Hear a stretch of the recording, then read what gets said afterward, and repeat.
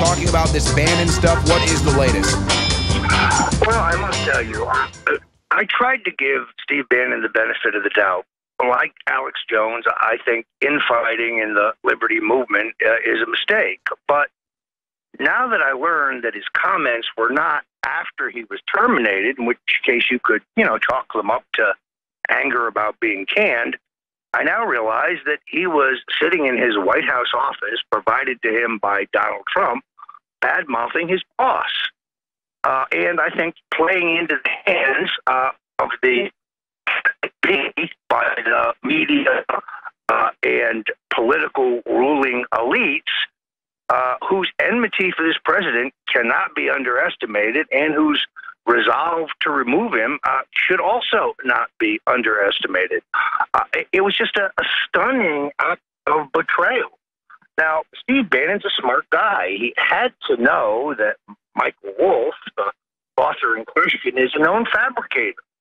This guy's book should all be in the fictional section at Barnes & Noble. I've had my own run-ins with him in the past. He has no regard for truth.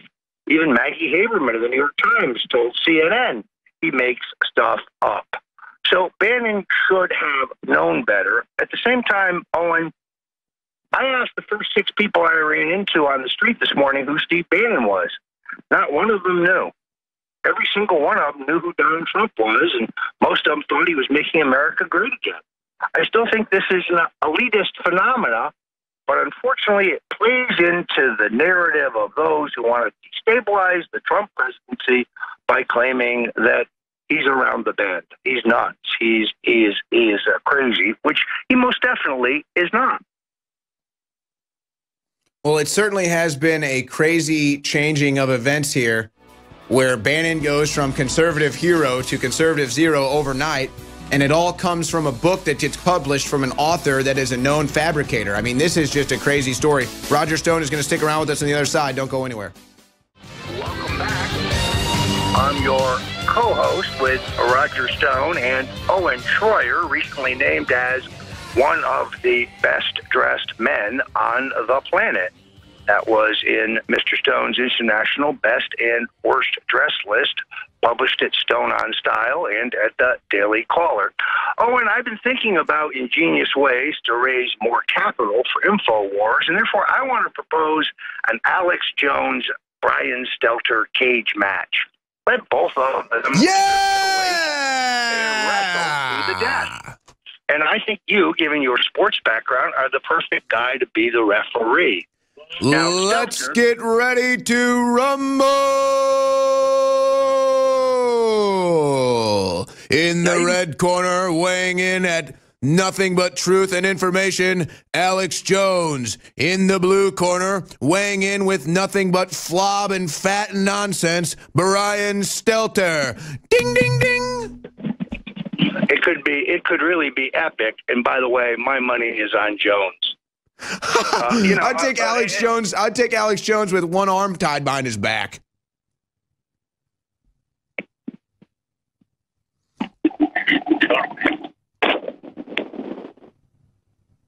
There he is. There's Alex Jones. I don't know. Alex Jones has said he'd get in the ring for charity before, Roger. I don't think these guys will match him.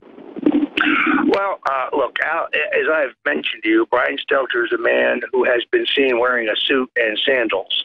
You can say anything you want about Alex Jones's sartorial style. He would never have a fashion faux pas like that. Seriously, Stelter is one of the most offensive clowns on television. How this guy continues to call himself a journalist is just beyond me. But this would explain why CNN's audience is dwindling and getting smaller by the minute, while we at InfoWars are surging. More people watching and listening than ever before, thanks to Donald Trump and the key role played by InfoWars in the Trump revolution. Yeah, it's funny you mentioned that, Roger, because you've been all over the place lately. You were on Tucker Carlson last night. You've been talking with Laura Ingraham. You're bouncing all over the radio airwaves and everything. It's funny. I don't see anybody requesting any of the young turds to be on any of these huge platforms. It's funny how that works. Well, it's interesting. This morning, I was on the radio, and joining me was Tom Arnold, who, again, repeated this false notion that I had coached Leanne Tweeden, the woman who first accused Al Franken of sexual assault, a woman, by the way, I've never met or spoken to in my entire life. And then Arnold launched into an attack on InfoWars, to which I said, Tom, I understand why you're upset. Many, many more people will hear and see me on InfoWars than have seen you in your entire career. Oh, thank you so much, Tom Arnold, for the plug. What a clown. This guy is an out-of-work former comedian, now living off the residuals from Roseanne. And I guess he thought he could hustle a few more tickets for his stand-up routine at the Comedy Store on Sunset Boulevard by attacking me. When I asked him where the proof was for his repeated claim that I had somehow coached and orchestrated this woman's, I believe, entirely true complaints about Al Franken, he said, well, you were using a Russian alias. Really, Tom, I have no Russian alias. A Russian alias. I don't get it with these left-wing conspiracy theorists. They have all these wild conspiracy theories like, Franken didn't assault anybody. And when I asked him, what about the 6 other women who have come forward in the meantime, every single one of them a liberal Democrat activist or party office holder, well, he had no answer for that. Yeah, they went to his office and requested that he resign. There was a huge video that we covered with Alicia Powell. We had her on air. They all went to Al Franken's office and said, you need to resign for your sexual harassment. But, you know, it's funny that you talk about Brian Stelter. I don't know if you heard the Alex Jones show today, Roger, but Alex gave Brian Stelter the what for, I mean, for like almost a full hour today. It was classic radio. But we actually, here on the War Room, we did a meme competition about 2 weeks ago, actually. It was the Brian Stelter Pennywise competition because we identified Brian Stelter as a Pennywise lookalike, you know, a few weeks back. And so it's kind of funny how he's finally starting to fulfill that role now. But I don't expect Stelter to answer the bell. But I got to give credit to Deadspin. Deadspin comes up with the greatest idea that I've heard in the history of the NFL, potentially. Put Alex Jones in the booth for Monday Night Football, cowards. That's what Deadspin says. Of course, this is because John Gruden leaves the booth to coach football. So they got to get someone in there that's going to get the ratings up. That's got to be Alex Jones. Yeah, Brian Stelter is the guy I'd like most to see Alex Jones give a nookie to. I mean, the guy, he's just a buffoon. What about Swirly? Even though he's bald. Nah, I'd go with Stelter. It'd be more fun. Look, okay, but he could get like a Chrome Dome shine. Pay-per-view. It could be epic. It could be enormous. Of course, you and I would have to help Alex pick out his trunks, but I think it could be a really epic match. And as I said earlier, when it comes to just toughness, my money's on Jones.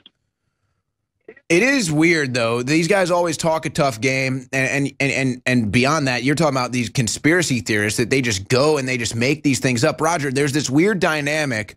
For me, if I'm gonna go and attack Roger Stone and say that he was guilty of something, well, I'm gonna do some research and bring something to the table.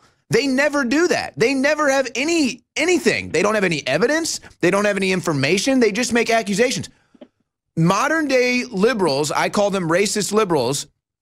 It's weird. There's this weird phenomenon that exists inside their consciousness where if they feel it, it must be true.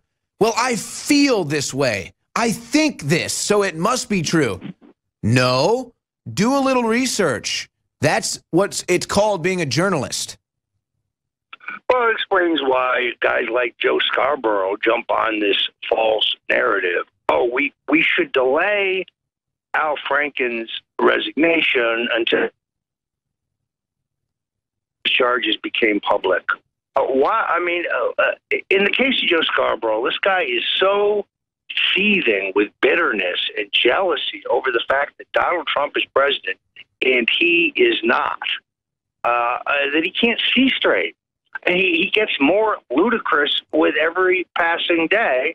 But once again, it is MSNBC, and nobody's watching. And if they are watching, they're just watching the demise. That's what they're watching. They're watching for the demise. They're watching for the three-ring circus led by the lead circus freak, Rachel Maddow. So it's kind of like an entertainment aspect more than anything, I think, for these people to just tune in and, hey, what's that crazy person? What's Psycho Joe going to say today? What's that bitter, jealous freak Psycho Joe going to say as he talks down his... I mean, Mika can't even get a word in edgewise over Psycho Joe. He's that loon on air.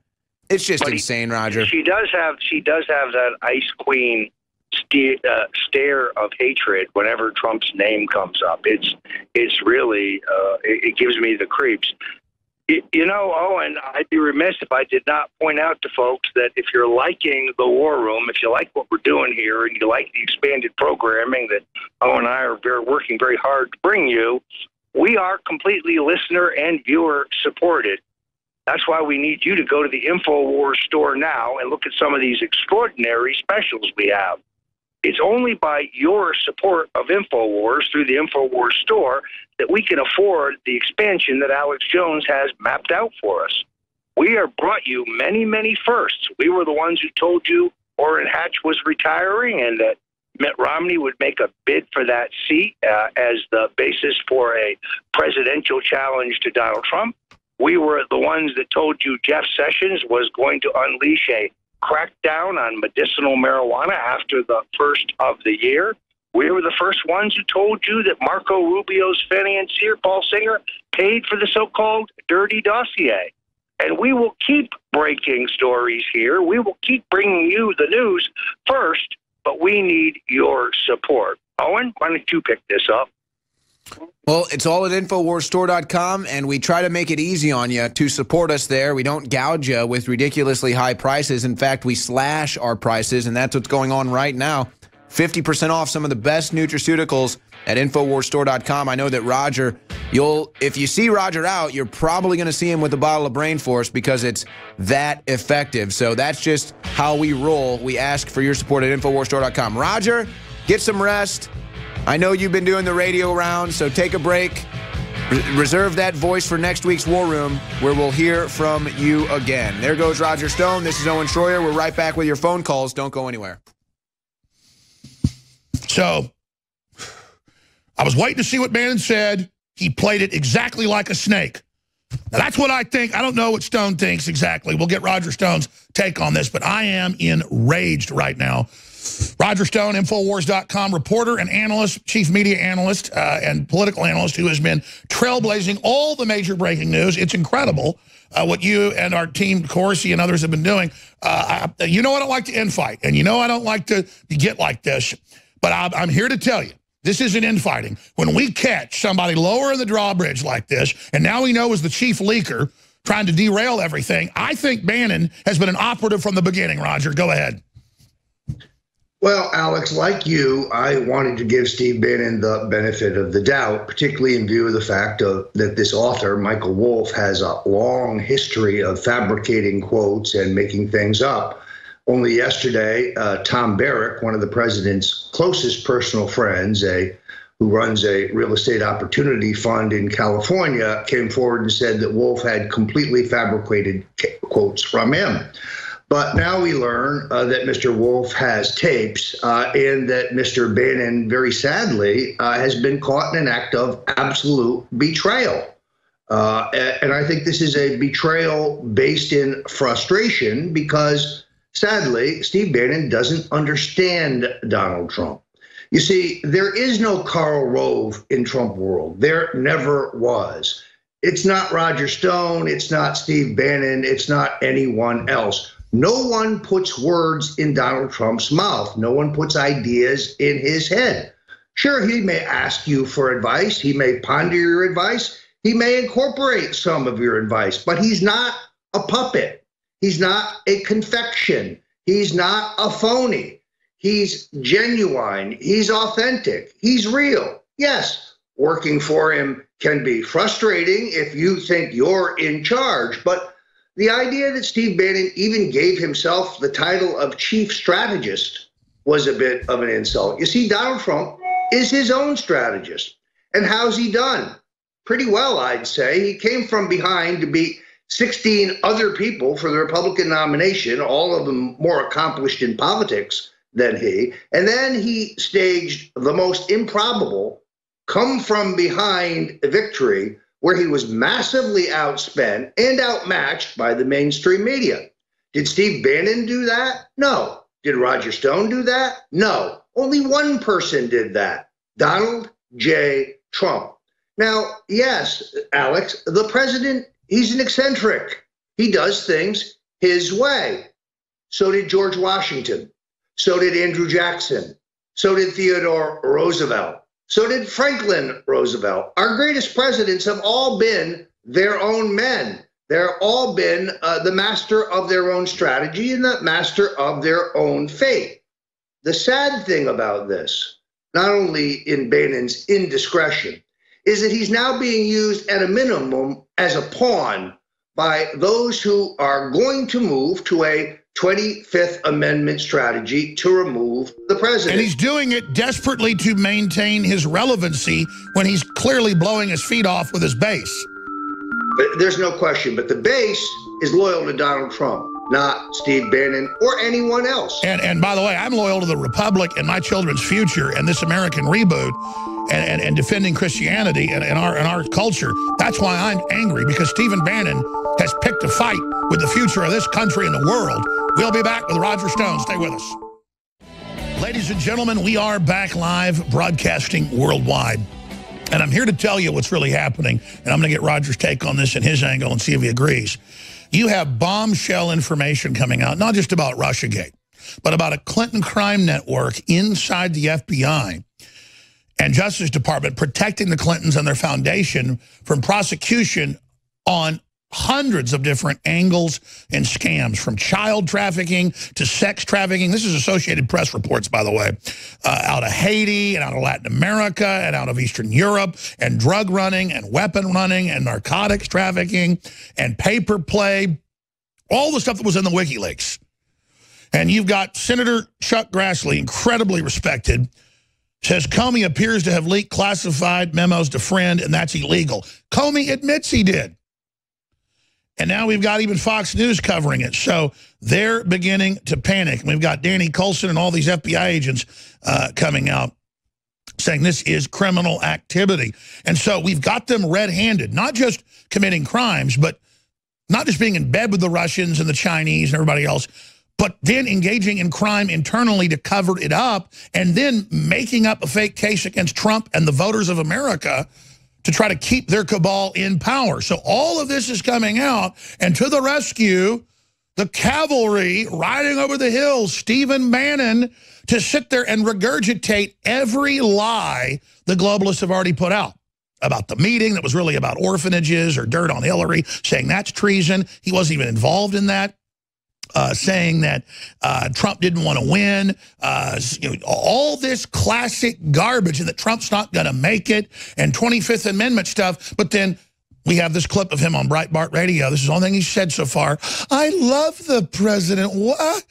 It's like kicking the feet out from under, a little kid and then saying, I care about you, Junior, and then slapping you in the back of the head and knocking the little kid down and saying, I really do care about you, and then kicking you right in the teeth. You like your teeth getting knocked out? That's because I love you. That's how I'm going to regurgitate every known lie and be the Deus Ex emergency man they come to, and the media will now praise me and I'll be a god.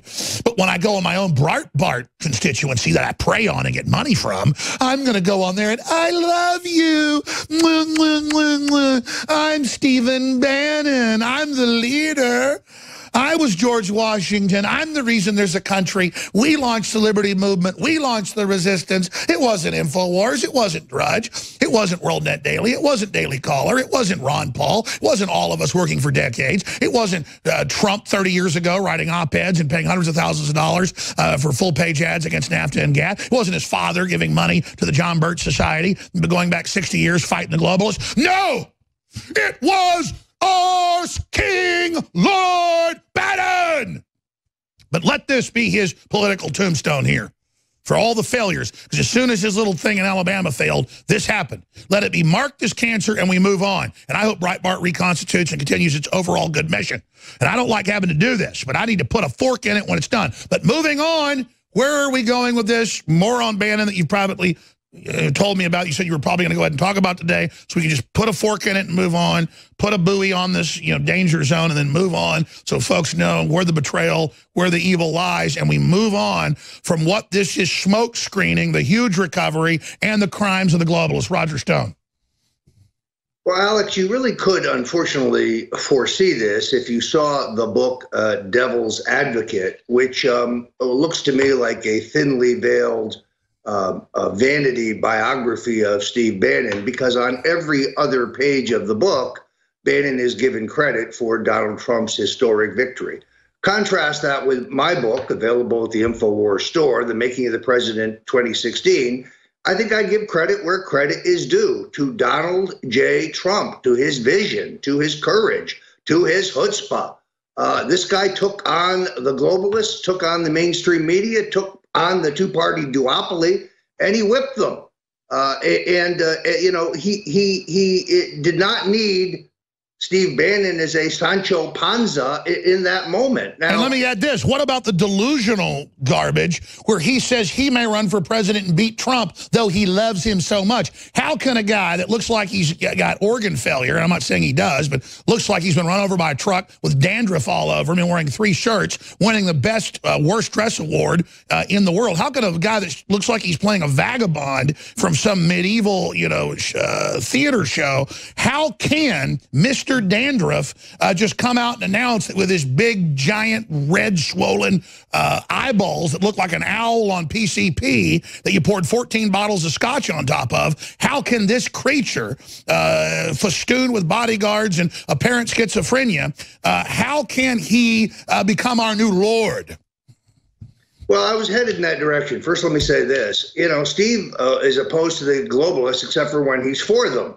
It was Steve Bannon who promoted the appointment of Rex Tillerson to the Secretary of State's office. It was Steve Bannon who promoted the promotion of General John Kelly, both globalists adverse to the Trump agenda. Steve Bannon clearly knew that Condoleezza Rice was the chief patron and cheerleader for Tillerson's candidacy, and the fact that we are now upping our troop allotment to Afghanistan in contrast to what the president promised in his campaign, I think is a manifestation of some of those appointments. That's right. We know he's the guy that brought the neocons in, I guess, to curry favor. So the idea of Steve Bannon as a candidate is laughable. He is not candidate material. First of all, he looks like he's robbing hobos for his clothing. He seems to not be familiar with soap and water, nor a good razor. Look, I'm very much a style maven, but he is not in any way a viable candidate. I think we got to put this in some perspective. He's a political operative and an amateur one. If you went out on the street here in Austin and asked the first 4 people who Steve Bannon is, they have no idea. But they know who Donald Trump is, and they know he's bringing America back. If they remove Trump and Pence becomes vice president with Trump's blood on his knife, there will be a challenge to Mr. Pence, but it will not be from Steve Bannon. That's right. So we're seeing a lot of classical self-serving, trying to maintain relevancy. And the media that said he was Adolf Hitler reincarnated now is saying he's the sweetest angel cake ever and is just a man of the Lord. Well, and some of his charges are completely ludicrous. For example, one of the things he evidently told Wolf that I read yesterday was that Paul Manafort and Jared Kushner were laundering money and sending it to Russia. False, bogus, a lie. That's ridiculous. Never happened. That doesn't even make sense. It never happened. I told Manafort last night he had to sue Bannon. He's already suing the Justice Department, I'm happy to say, over his own bogus prosecution. Wow, I know you got to go. That's why you're on the first of the show. But we got to go to break. You got to come back for just a few minutes to finish up with your prediction of the 25th Amendment move. They're now doing it. The move is on. Again, why am I so angry? We're restoring the republic. We're bringing the jobs back. The stock market's up. We're crushing political correctness. And then Steve Bannon, that I've supported and backed in a one-way street with massive traffic to Breitbart. By the way, we're way bigger than Breitbart by every metric. We're trying to help them, and they've got a bad dude at the top. He needs to be removed from Breitbart, or Breitbart will be removed. Again, ladies and gentlemen, everybody that regularly listens or watches any of our news reports knows that I don't infight if somebody's pro-America, promoting lower taxes, promoting an open, free society. I support. But when you sit there and you learn that the source of the infighting and the main source of the leaking that even some of us bought into in a power struggle at the White House was Bannon, which I was told a long time ago and couldn't believe. Now it's confirmed. I got a lot of stuff I can't get into on air. It makes you really upset to have been played partially. Trump is not playing anybody. He's delivering in royal flush extravagance in 1 year in office. We're approaching 1 year on the 20th. And this is so good what's happening. It enrages me to see the clear manipulation of Bannon, not even caring about Breitbart, which is a good organization with a lot of great people, but making it all about himself to be a darling in the evil globalist media. Now, I'm done talking about it, but I wanted Roger to get a brief chance to just say anything else he wanted to and then shift gears to what he is 100% on target of. Said back in March, we play the clip all the time because he talked to high-level reporters. He said if Russiagate fails and the sex stuff fails, they were going to relaunch that. We're going to say 25th Amendment and try to get the cabinet to go after Trump. And who helped bring in people on the cabinet who reportedly may be ready to do this? Stephen Bannon. I hate to just keep attacking him, but now I don't get played a lot, okay? But let me tell you, talk about a fox in the hen house. This is not good. So joining us, again, is Roger Stone on that. Then we have a video. NBC reporter asked White House press secretary if POTUS is mentally ill. No, you and the left are mentally ill parasites that hate free market. Move to North Korea. So, Roger, finishing up on Bannon and then the 25th Amendment launch, again, from your mouth to the world's ears. Well, Alex, I think you're right on the money here. You see, the worst part about this whole controversy is that Bannon's words will now be used to further this phony narrative that Donald Trump is mentally unbalanced, he's crazy, he's non-compos mentis. That's all nonsense. Is he eccentric? Yes. Every one of our greatest presidents have had their own personal style. And Donald Trump's style is not, say, George W. Bush's style. In other words, unlike George W. Bush, Donald Trump doesn't need some idiot whispering in his ear telling him what to say every minute of every day. He's his own man. But make no mistake about this. Even if Mueller is discredited before our very eyes, even with Senator Chuck Grassley, who, by the way, is the chairman of the Senate Judiciary Committee, an extraordinarily respected and powerful member of the Senate, now uncovering the corruption of the FBI, the two-party duopoly, the elites of both parties, particularly now that the tax bill has been passed, still are planning to try to remove this president through a coup d'etat, what my friend Stefan Molyneux calls a soft coup. And we know how this works. You would need a majority vote of the cabinet plus the vice president to remove Donald Trump. Now, the president would have the right to appeal that to the U.S. House of Representatives, where, of course, Paul Ryan is in full control. I'm not saying that the caucus would vote to remove the president unanimously, but I think the votes, combined with Democrats, could probably be found for such an illegitimate action. This is the greatest danger. And now, sadly, I think Steve Bannon's entire strategy is transparent. Evidently, he now supports the removal of our president in some misguided view that he, Steve Bannon, could then challenge Vice President, then President Pence, and the boast that he, Bannon, would run better among evangelicals than Pence. Well, if Mike Pence should become president, and does so with the blood of Donald J. Trump on his knife, he will not be the Republican nominee for president in 2020, even if he is a sitting incumbent president at that time. I went through the Gerald Ford presidency and the challenge by Governor Ronald Reagan, and we came that close to beating Ford. And by the way, just to remind you, Ford then lost the general election to Jimmy Carter, opening the door for the Reagan presidency and the first resurrection of our nation, the first effort in my lifetime to make this country great again. But I think Bannon's game plan is now exposed for everyone to see.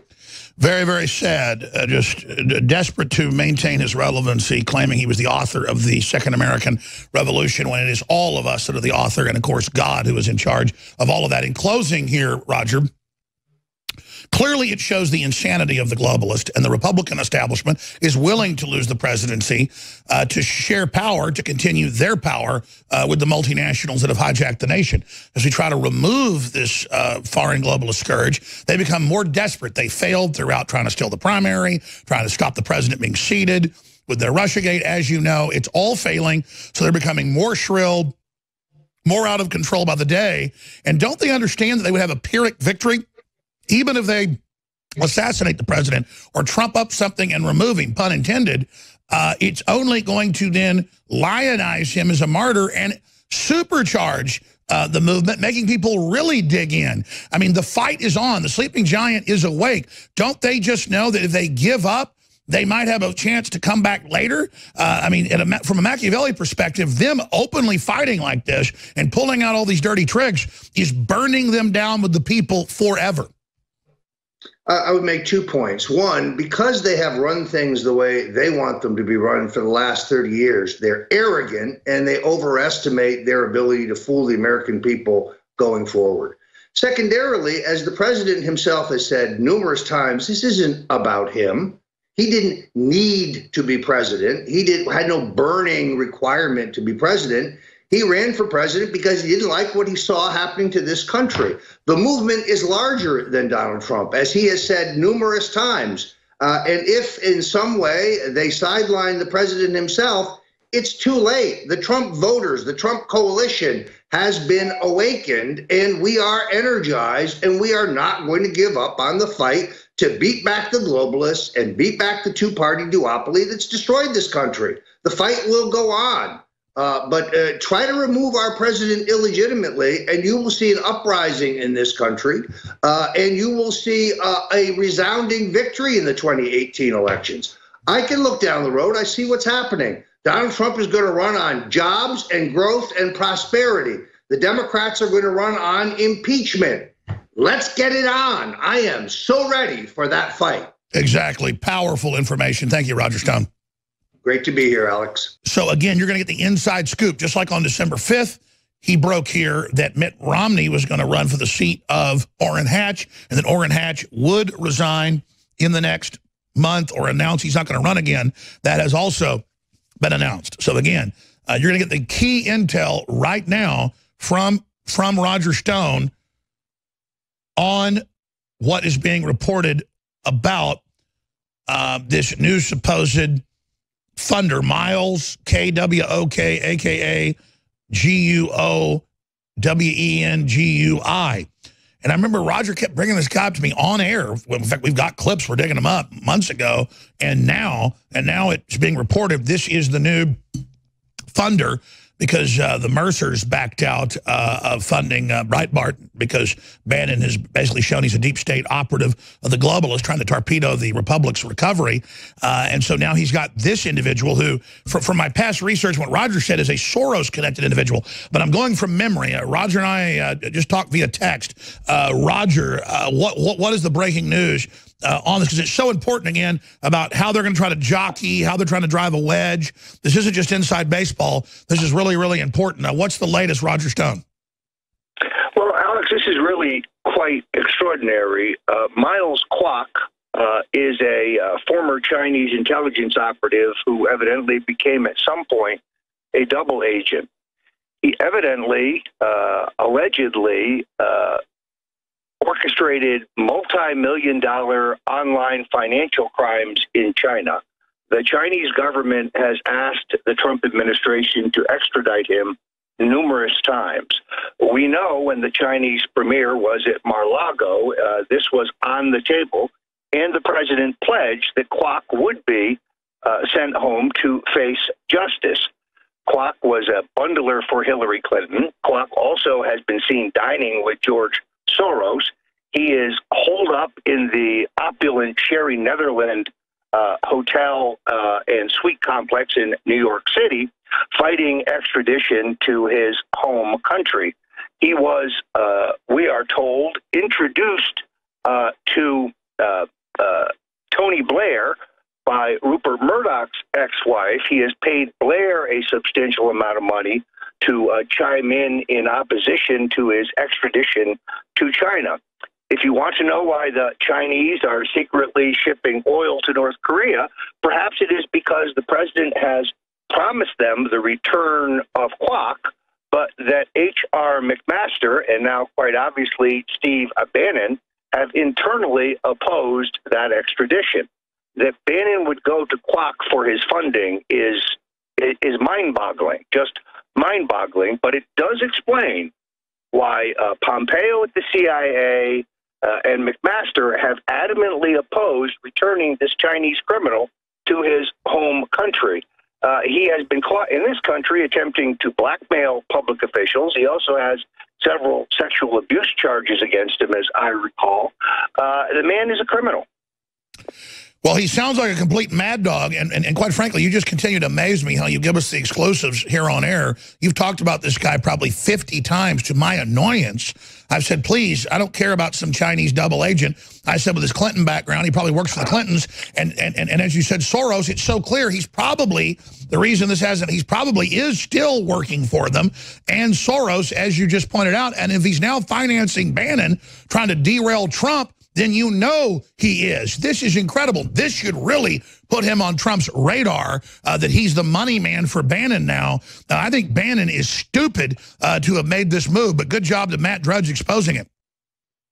Well, the reason this story has always been newsworthy, Alex, is because Kwok is a Hillary Clinton fundraiser, an intimate of George Soros. So why has the Trump administration, or I should say some officials in the Trump administration, fought his extradition? It never made sense, except for now it does.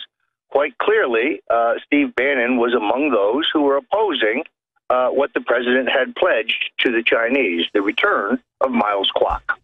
Roger, this is astounding, this Miles Kwok. Can you get in to what you told me? It's got to be 6+ months ago. You were out at Mar-a-Lago, and you talked about Bannon and a secret intelligence operation and Kwok, and you said it's so classified you couldn't even tell me. I just think it's important this get out there. Are you willing to talk about it? Well, I think what happened here, Alex, going back and looking at my notes at the time, is the reason that Kwok was never extradited, as the Chinese government formally requested. And by the way, they sent Henry Kissinger to see the president privately to implore him to extradite Miles Kwok, and the president said it would be done. But it appears that the reason they have not done so is that Kwok flipped. No longer an asset for Chinese intelligence, he became an asset for U.S. intelligence. And Pompeo and Bannon were involved with him in that operation. But clearly this shows now they're flipping back to the deep state and the globalists. They're allied with China. This move shows it's a triple cross. This is so obvious. Well, and in all honesty, Steve Bannon thinks it's about him. He thinks he's the larger-than-life figure who sparked this American Revolution. He thinks this is about his ideas. One point I failed to make on the Alex Jones Show earlier today. Donald Trump had his entire issue agenda not only settled on, but carefully honed much earlier than he was nominated. So the idea that Bannon imposed some agenda on him, or that Trump was being elected on Bannon's issues, is just false. Trump knew what he was about in the summertime, long before the summertime. The time of the New Hampshire primary, we knew he was going to talk about building the wall, revitalizing our American economy through a deep tax cut, and all the other signature issues that got him elected. So we've got an admitted intelligence asset of the People's Liberation Army of the communist Chinese, biggest mass murderers in history. He admits that. A swindler over here who the president's promised to extradite, who's being protected by deep staters that Stephen Bannon brought into the White House. And the president was smart enough to clean house with this turd blossom. I mean, I think they need to grab this walk guy and put him on a plane chained Justice Department aircraft and fly his butt right into the communist Chinese capital so this boy can get taken on down to their facilities there. Well, hopefully the president is listening to this very broadcast, and he now understands that he must follow through on that pledge and why some around him have been stalling. Now, you told me more, but I mean, just specifically, the danger of even trying to get this guy into Mar-a-Lago, the things that went on there. I mean, what else can you say about what happened there and when the president started to really sour on Bannon, I mean, months before we could say it? I think that this whole thing with Miles Kwok has been a sticking point. When the premier went to China, and then again on the periphery of the G12 summit, the top man in China brought this up directly to the president of the United States. That's how important this is on their agenda. We're talking about a guy who orchestrated multi-million-dollar financial crimes against the Chinese state. They want him, and they want him badly. Roger, stay there. I want to come back to 5 more minutes just so we can cover any other little tidbits you have. But this is so news breaking. And I've gone from respecting you to being in awe how just almost all our big breaking exclusives are Roger. And they're just so, that's what I mean. They cast him as this villain. He's like the North Star. He's so accurate. We'll be right back, ladies and gentlemen, with the next hour. We got a member of the EU Parliament joining us as we try to dynamite that authoritarian operation. Free shipping store-wide, InfoWarsStore.com. It's about to end. Fluoride-free toothpaste, highest quality, all of it. Massive savings, 50% or up. But we're going to have to end these soon. But please commit to support us. We will never betray you.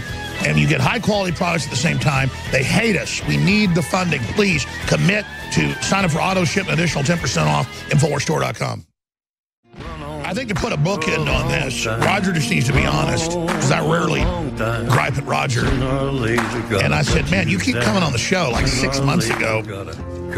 And since then, bringing up this Kwok guy, this Chinese asset, and Roger's like, listen, they're going to leave us alone on North Korea.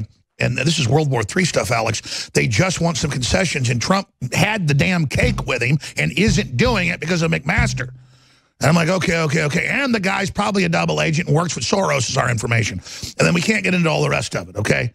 But the point here is that, Roger, just repeat all that. Thank God Drudge has got great sources, too, and is exposing this. And it just, if we felt bad about going after Bannon yesterday and today, I mean, I don't think I feel bad about it now. This is really a rotting, disgusting cherry on top of this whole fetid mess. So just repeat why you thought this guy was so important, now proven correct.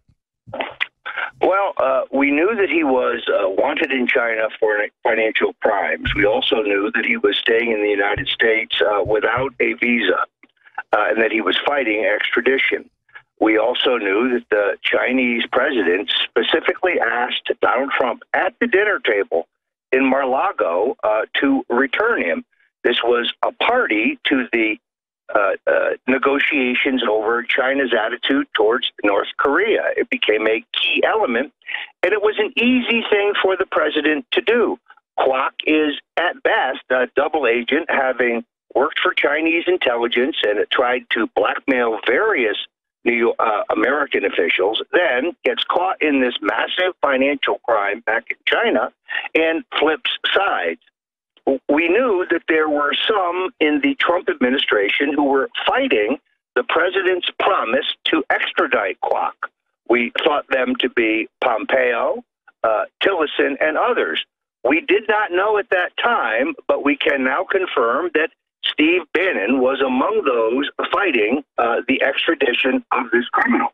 It explains, it's the missing piece, Alex, that we've been looking for, and kudos to Matt Drudge for pointing out that this is Bannon's new financial angel. Drudge's wisdom continues to confound. Expanding on that, is it not illegal if someone is a known swindler in your country to then, as a U.S. government official, represent them, try to defend them to the president, and then get a giant cash payout just months later from them, with the added insult to injury of then trying to use the money to eviscerate the Trump recovery while shooting your mouth off about how you're going to run for president in 2020, I guess with Chinese intelligence money. Well, I'm not an attorney, but it's always astounded me that Kwok is living a very, very sumptuous lifestyle in New York when he's a wanted man and in the country illegally. And now we have to question, why was Steve Bannon protecting him? Why was Steve Bannon opposing his extradition, which seems to me to be a fly in the ointment in terms of moving forward to cap the North Koreans? Absolutely. Well, I think Mr. Kwok's days are numbered. What do you think? I think he will now come to the president's attention yet again, and the president will probably be astounded that he hasn't already been extradited, Alex. So this is bad news for Mr. Kwok, and I think bad news for Mr. Bannon. I think Mr. Bannon needs to be investigated for espionage because this guy reeks as a double agent. What do you think? Well, the problem, of course, is that if he has flipped to Pompeo and the boys in Langley, they're going to seek to protect him. This is probably why he has not been extradited already. In other words, he sold the Chinese secrets about Americans, then he's probably sold the Americans secrets about the Chinese. He's the classic double agent. Well, that's right. And then you got the double agent, Mr. Bannon, right in the middle of it, who says the president, his family are treasonous, trying to get dirt on Hillary. That's an act of honor. And, of course, what he's accusing us of is what it appears he's done. Wow. Roger Stone with Infowars.com. Thank you so much, my friend. Great to be here. This man is full of Kwok, Mr. Kwok. It never ends. A Soros associate working with Bannon. Imagine my surprise. We'll be back. I'm Roger Stone, and you're in the War Room. This is part of the expanded coverage that Alex Jones has mapped out for the burgeoning InfoWars Information Command Center. We have now opened our bureau in Miami. We've opened our bureau in New York. We've opened our bureau in D.C., and we are bringing you more of the incisive, investigative journalism, exposing the excesses and crimes of the globalist left and those who would betray the American dream. They had the presidential election of 2016 completely wired, you see. Hillary Clinton was going to be president, and Jeb Bush's job for his cut was to be a graceful loser. And if Hillary was so inept that Jeb managed to win, it didn't really matter because all the same people would have jobs, and the Bushes will merely cut the Clintons in the way the Clintons have always cut the Bushes in for a piece of their massive theft. They are both crony capitalists. Don't kid yourself. The Clintons are not liberals or progressives. They believe in nothing but the money. The Bushes are not conservatives or libertarians or liberty-oriented. They believe in anything they need to. George H.W. Bush can run as an abortion proponent and then later say he was always pro-life. He can support the entire agenda of the John Birch Society while running for the Senate in 1964, and he can disavow every piece of it running for Congress in 1966. So we have, I think, now turned the corner in terms of their domination of our politics. But Donald Trump is a threat to them that they cannot get over. And the handling of this Iranian matter is a perfect example.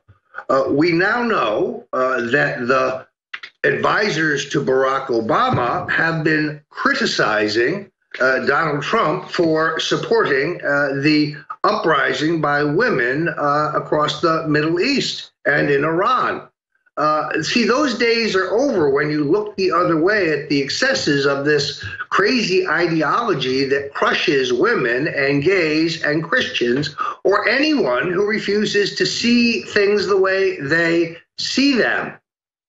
Donald Trump's posting of a link that showed ISIS slaughtering a handicapped Dutch man is now the formal policy of the United States. We call Islamic terrorism what it is.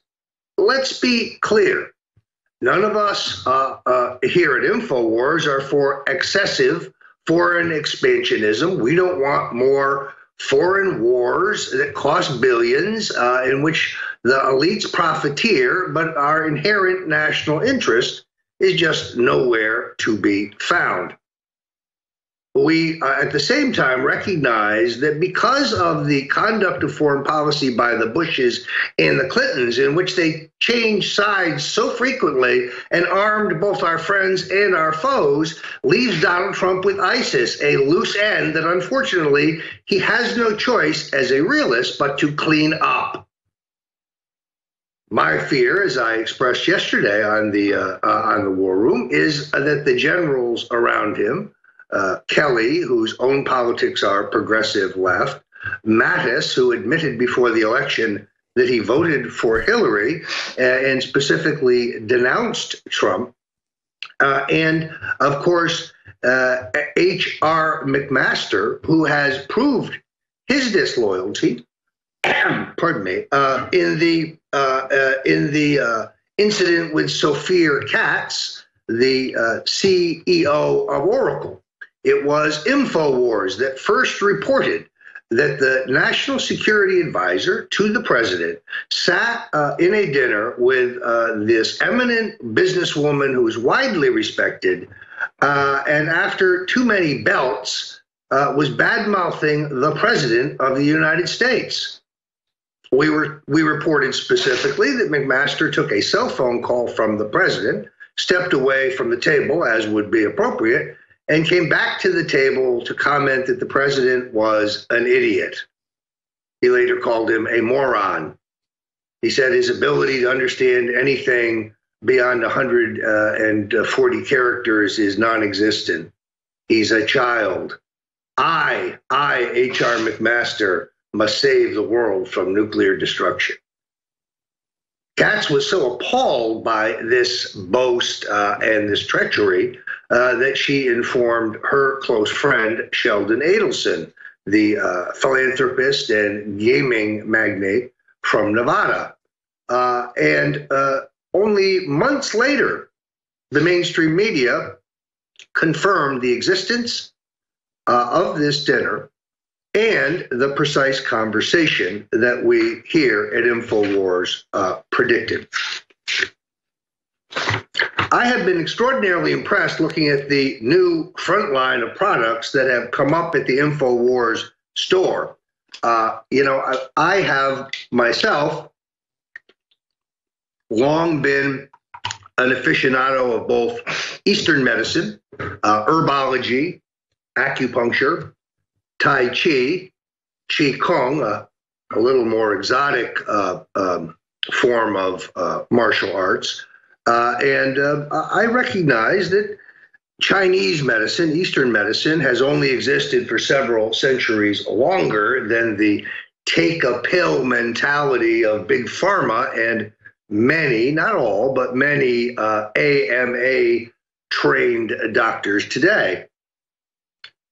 Sadly, there are still millions in the medical establishment who eschew what is very clearly therapy and benefits from natural herbs and natural supplements, all of which, of course, are legal. There are benefits in acupuncture. There are benefits in nutritional products, particularly if one is trying to gain weight and is training hard. And Alex Jones really does an amazing job of fusing the best with some of the oldest and ancient but effective blends, the new Alpha Power blend. Look, I've taken a lot of energy tonics. That's what this is called in Chinese medicine. It's heat-based, as they say. This just blows me away in terms of my energy level. I get a better run in the morning. I can work later at night. it is really changed my work habits. And right now, you can get it at $34.95, which is a 50% cut. I am now going to look at Carnivore, which is a digestive enzyme formula. It's now 33% off. This one is important because while I respect those who eschew red meat and who prefer to take their protein as chicken or fish or turkey, and I really cannot get down with the vegans and the vegetarians out there because I think it takes protein to build muscle. At the same time, some red meat in your diet, particularly if you're trying to stay in shape and you're exercising regularly, I think is required. Carnivore is similar to a product that I've taken before, although my son has taken it and he says it's much better. I've just ordered it. It helps you digest in your gut and break down the enzymes commonly found in red meat. And it really is enticing. I've got it. I'm going to try it. My son is yet another satisfied customer. Welcome back. I'm Roger Stone, and you're in the War Room with your host, Roger Stone, broadcasting now from an undisclosed location in sunny South Florida, and my colleague, Owen Schroyer, in our state-of-the-art and ever-expanding InfoWars studio in Austin. When you visit Austin, I must tell you, it's exhilarating because there's a great spirit on the InfoWars staff, not only the on-air talent, but all of the great writers and technicians and IT people. And there's always kind of a small coterie of activists hanging around. And the energy is really significant. It is we realize the forces of freedom are on the move. We realize that InfoWars is a key asset in the fight for truth. And the shot of our taking back our country it is only possible because of a free alternative media in which InfoWars is one, if not the leader. This is why Google seeks to snuff us. This is why Twitter seeks to silence us. This is why they want to put the toothpaste back in the tube. This is why they're using the laws set by the Congress to guarantee no pornography and decency on the needy are being used to suppress political speech. This is why it's important, as I say, that you hit the InfoWars store, because we are the spirit of the revolution, and Trump can only be protected and the revolution continued if we are out there to defend him and expose the hypocrisy of the jackals, at the hyenas who are nipping at the heels of a giant. I do want to say that I saw over the holiday break an extraordinary new book by the reporter Edward Klein entitled All Out War, which is his outline of the extraordinary effort to take down the president. Now, Ed Klein is not somebody whose writing should be taken lightly. He has gone from being a copy boy for the New York Daily News, becoming a reporter for the World Telegram and Sun. He's a Columbia graduate, but more importantly, he worked with distinguished service as a managing editor for Newsweek, also joined the New York Times, editor-in-chief of the New York Times Magazine, then led this flagship publication for a number of years, then at Time Magazine, winning a Pulitzer Prize. Ed Klein has written for Vanity Fair and so on, an extraordinary author, but his books specifically on the Obamas, on the Clintons, is some of the very best, completely unbiased investigative journalism out there today. And his new book, All Out War, is about the attempt to take Donald Trump down. And leafing through this terrific book, which I commend to you, I found this passage which confirms, based on Ed Klein's research, that the Justice Department under Barack Obama went into the FISA court, were extraordinarily confident that they could trick a judge into allowing them to spy on 4 individuals. Those being General Flynn, Paul Manafort, the harmless, but I think decent Carter Page, and myself. And they were stunned when the FISA court judge declined their authority to push such a surveillance. Later in Klein's incredible book, he tells about how they take the exact same request, including yours truly, and they resubmit it to a judge and trick that judge into approval. Thus begins the surveillance of the Trump campaign by the deep state.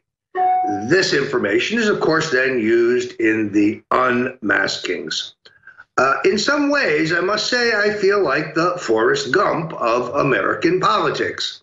Whether it was the Bush-Gore recount, or whether it was the Trump campaign, or even as a wrongly accused witness in the farce that is the Russian collusion delusion, I have enjoyed a role in every major presidential campaign, albeit one. I was not involved in George Bush's re-election campaign. And I specifically told Lee Atwater, a colleague of some time, about the folly of the Willie Horton ad. I was a critic of that ad. It wasn't that I thought it might not work. I knew it probably would, but it would be a stain that the Bushes would wear forever. And so, sadly, did my friend Lee Atwater. I have memorialized this in several articles in my books, that I had no role in the campaign of 1992. So in this particular case, I have found few reporters who have the sources of an Ed Klein. I really strongly recommend Klein's book to you if you want to see the precursor to what I believe is the A, B, and C plan. As I reported yesterday on the War Room, the fact that Rex Tillerson is now staying after a private lunch with the president, including General McMaster, General Mattis, and General Kelly, that is because, in my opinion, they need Tillerson's vote for the coming 11th Amendment takedown, 25th Amendment takedown, pardon me. We will talk about this on the other side. You're on the War Room with Roger Stone, and we're going to bring back my colleague Owen Schroyer and kick it around. We'll be right back.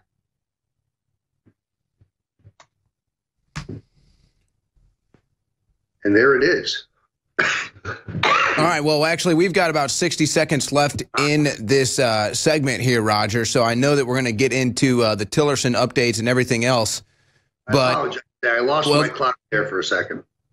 It's interesting, though, because yesterday, and I'm sure we'll talk about this, too, sometime before we get off here. Yesterday, President Trump tweets out top Hillary Clinton aide Huma Abedin, guilty of X and X. The same man that was found guilty of that wound up in jail. Doesn't she belong in jail? And then here we are 24 hours later, and there is a fire at Bill and Hillary Clinton's house. I mean, it's not like Hillary Clinton has a history of deleting emails or, you know, the Democrats smashing servers or not turning over servers. So I'm sure there's nothing to this story. You know, Hillary and Bill Clinton have never done anything they want to try to hide, so I'm sure that there's just nothing to this. It was just a house fire at Bill and Hillary's house, and they're not trying to hide any evidence of any wrongdoing that they've ever done. No way. All right. you're back in the war room with your correspondents, Roger Stone, and in the Austin Power Center, Owen Schroyer. I'm glad you raised the issue of Huma Abedin and her emails. Let me try to break down for our audience what has really transpired here. The emails that were released by the State Department, which were emails that Huma Abedin forwarded to a server that was under the control of both she and her husband, the currently incarcerated Congressman Anthony Weiner, were but a small portion of the entire trove of emails. Interestingly enough, what the State Department released was evidence that Huma regularly forwarded classified documents illegally to a server she shared with her husband. In other words, this data dump was tailored as the evidence for the conviction of a crime, a specific crime, the misuse of classified documents, what Hillary should be charged with.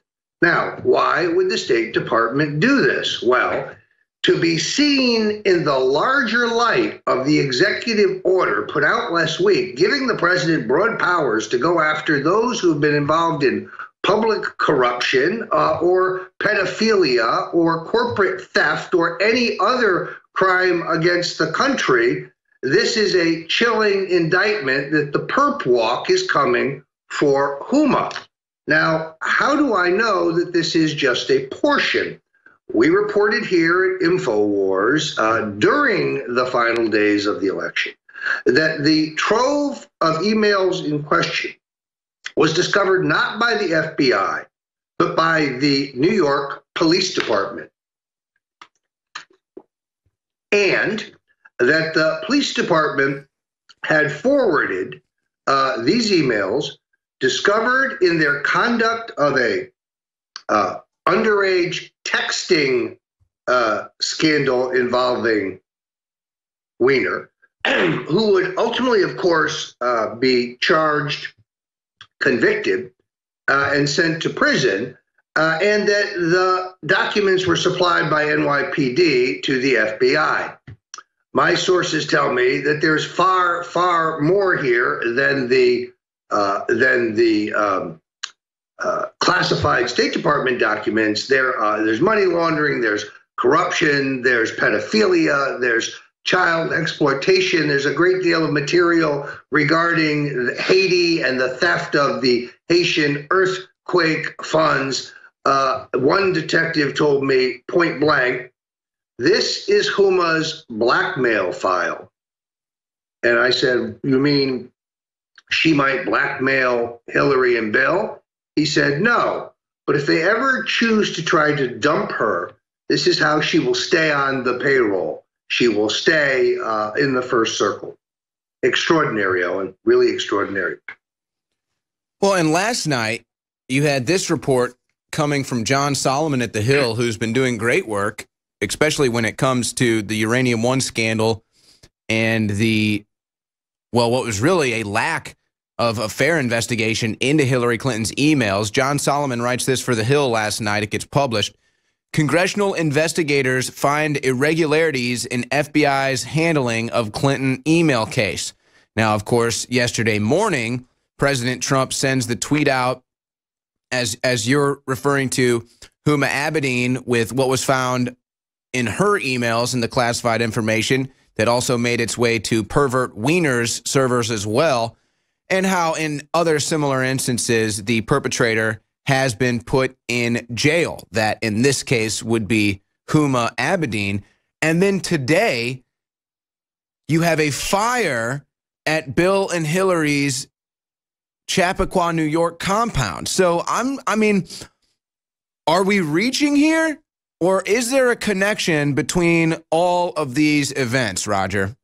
Well, there's an intermediate step that's very important here, and you can read about it in Hillary's fictional book, What Happened? What happened? Let me tell you what happened. People figured out that you were a mean-spirited, vile, privileged, nasty, short-tempered, foul-mouthed, an epically greedy autocrat, and they saw through your lifetime of crime and corruption, and they turned to a true American patriot. But she tells us in her book, all about what has transpired. Remember, whatever is in the NYPD discovered emails is so shocking to Mr. Comey that he announces on the Friday before the election that he's reopening the investigation into her email case. Then he wants us to believe by Sunday evening that a bureau that took 3 years to read 330,000 documents read 750,000 documents in 2 days, using presumably very broad keyword search engines. Bogus, in my view. The people I saw and spoke with at NYPD as InfoWars sources had seen the actual emails, and they described them as lewd, nasty, stunning, brazen, and so on. So we know that they had to cover this up. Then Comey has us believe that there's nothing there of value. Now they release a small number. If this is what Comey saw, he would not have reopened the investigation. This is a treasure trove that would pave the way to prison for both Clintons if they have not already done so, Owen. And just to put things in perspective here for the, let's just say the Trump detractors, if Donald Trump refused to turn over information in the Russian investigation probe, as the DNC did, the DNC and CrowdStrike are yet to turn over their servers so that they can show who indeed hacked them, whether or not it was the Russians. And then two, if you look at all of the emails and the deleting of the emails and everything that took place within the Clinton campaign, that for sure would be considered obstruction of justice if it was Donald Trump doing it. However, he's not the one that did it. He's not the one that deleted the emails. He's not the one that's not cooperating with any investigation and making false claims, yet he is still the target of this investigation. Which is why when you say, what about the fire, one has to say, absolutely. If there were a fire at a Trump golf course, they'd say he was destroying evidence of Russian collusion. The Clintons would steal a hot stove. How do we know that they would destroy evidence? They have already done so in a crime spree that goes back almost 40 years. So, yes, a fire in their home in posh Tony Chappaqua has to be viewed very suspiciously. Now, is it possible that Bill was in a bedroom smoking pot with one of the maids? Entirely possible. It could have been a cigar, all right? It could have been a cigar. But as he told a famous reporter, cocaine, what does that look like? Which is funny because Roger Clinton, quoted in my book, the Clintons warned women saying that his brother snorted cocaine like a vacuum cleaner. I've never heard of cocaine. It's not like people that do a bunch of cocaine's voice ends up sounding like this. That never happens ever, so I don't know what you're talking about. That was just a small fire we had today. It was an oven we were trying to steal from the White House. It was still on. We didn't know it was on, though, Roger. Well, I would say this. You're no Randy Credico, but not bad. The great Owen Schroyer, ladies and gentlemen. I'll take it. Thank you, Roger. Welcome back. You are in the right place. This is Freedom Command Central. It's the War Room with Roger Stone and Owen Schroyer, part of the expanded coverage that Alex Jones has mapped out for 2018. I know, Owen, that you, like me, are very proud of the fact that we here at InfoWars break a lot of news. We have been consistently ahead of the mainstream media. Two stories that illustrate that extremely well is the news yesterday that veteran conservative Senator Orrin Hatch would step down in Utah, and former Massachusetts Governor Mitt Romney, the failed 26 Republican presidential candidate, would launch candidacy for that seat. The New York Times and the Washington Post reported this as if it was a breathtaking revelation when we had reported Romney's preparation. And in fact, at this moment, he appears to be unchallenged in a Republican primary for that seat. Matt Drudge put it up, only reporting the news as it is. So once again, InfoWars gave you the straight story weeks earlier than the mainstream media. Also interesting was a story in The Hill regarding, pardon me, the reversal of the president's position on troops to Afghanistan. We at InfoWars reported exclusively to you only weeks ago that National Security Advisor H.R. McMaster was attempting to get the president to sign documents authorizing a 50,000 troop allotment to Afghanistan. Remember, we were told we were going to have a continuing presence and that General Mattis would have discretion on the number of troops, but it was implied that it would be around 9,000. 50,000 is the largest single deployment we have had to this doomed enterprise.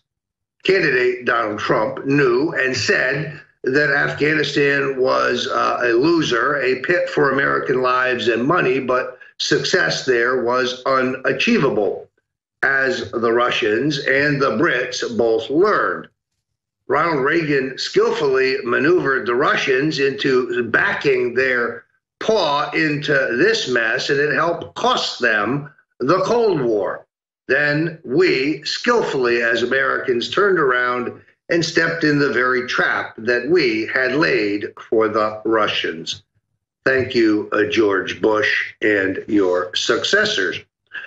So this reversal, again, first reported at InfoWars, but confirming the largest troop allotments yet, and a ramping up, not a phasing down of our military presence. Once again, at InfoWars, tomorrow's news today. Well, you've done a good job keeping track of all those stories too, Roger, that we break and then we almost forget that we broke it, you know, a month ago or months ago. And then when the mainstream media picks up on it, we kind of realize, oh yeah, we were talking about that a few months back. And this whole Russian collusion stuff is kind of a perfect overall example where as soon as we saw this narrative coming down the pipeline, Roger, we already knew where it came from. We knew where to identify the Russian dossier, Trump dossier. We knew how to identify that. That's clearly a dirty Democrat technique. That's clearly a Clinton fingerprint written all over it.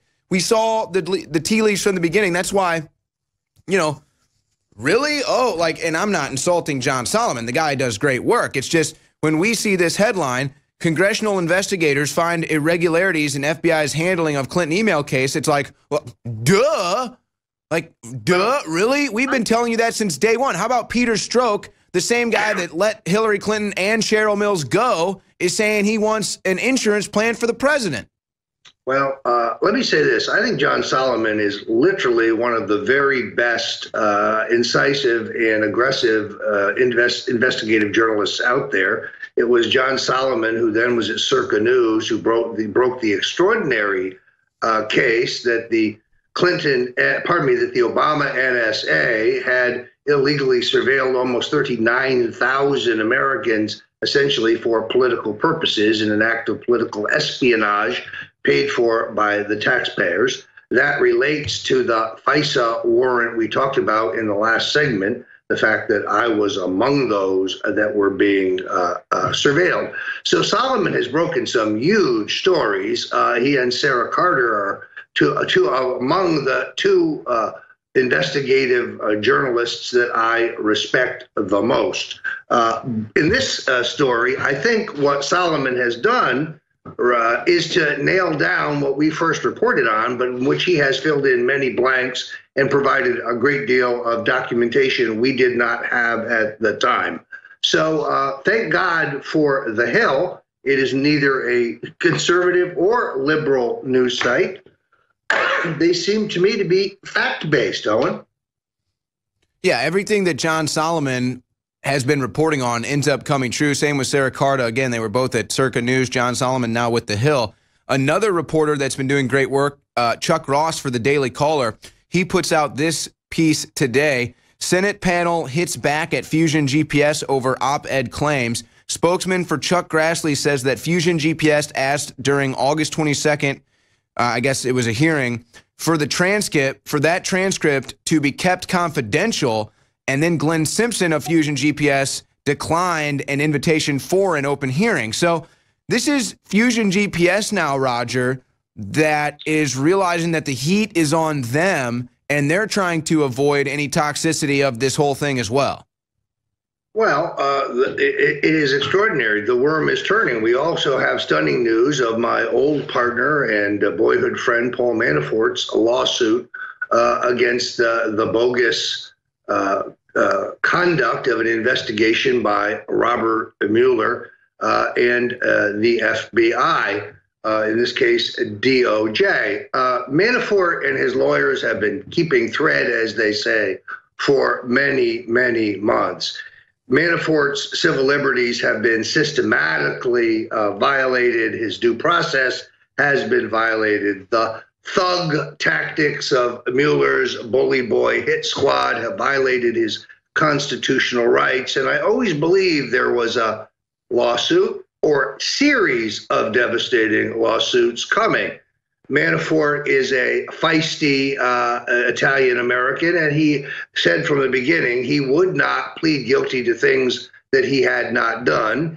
He refused the entreaties of the special counsel to simply roll on Donald Trump.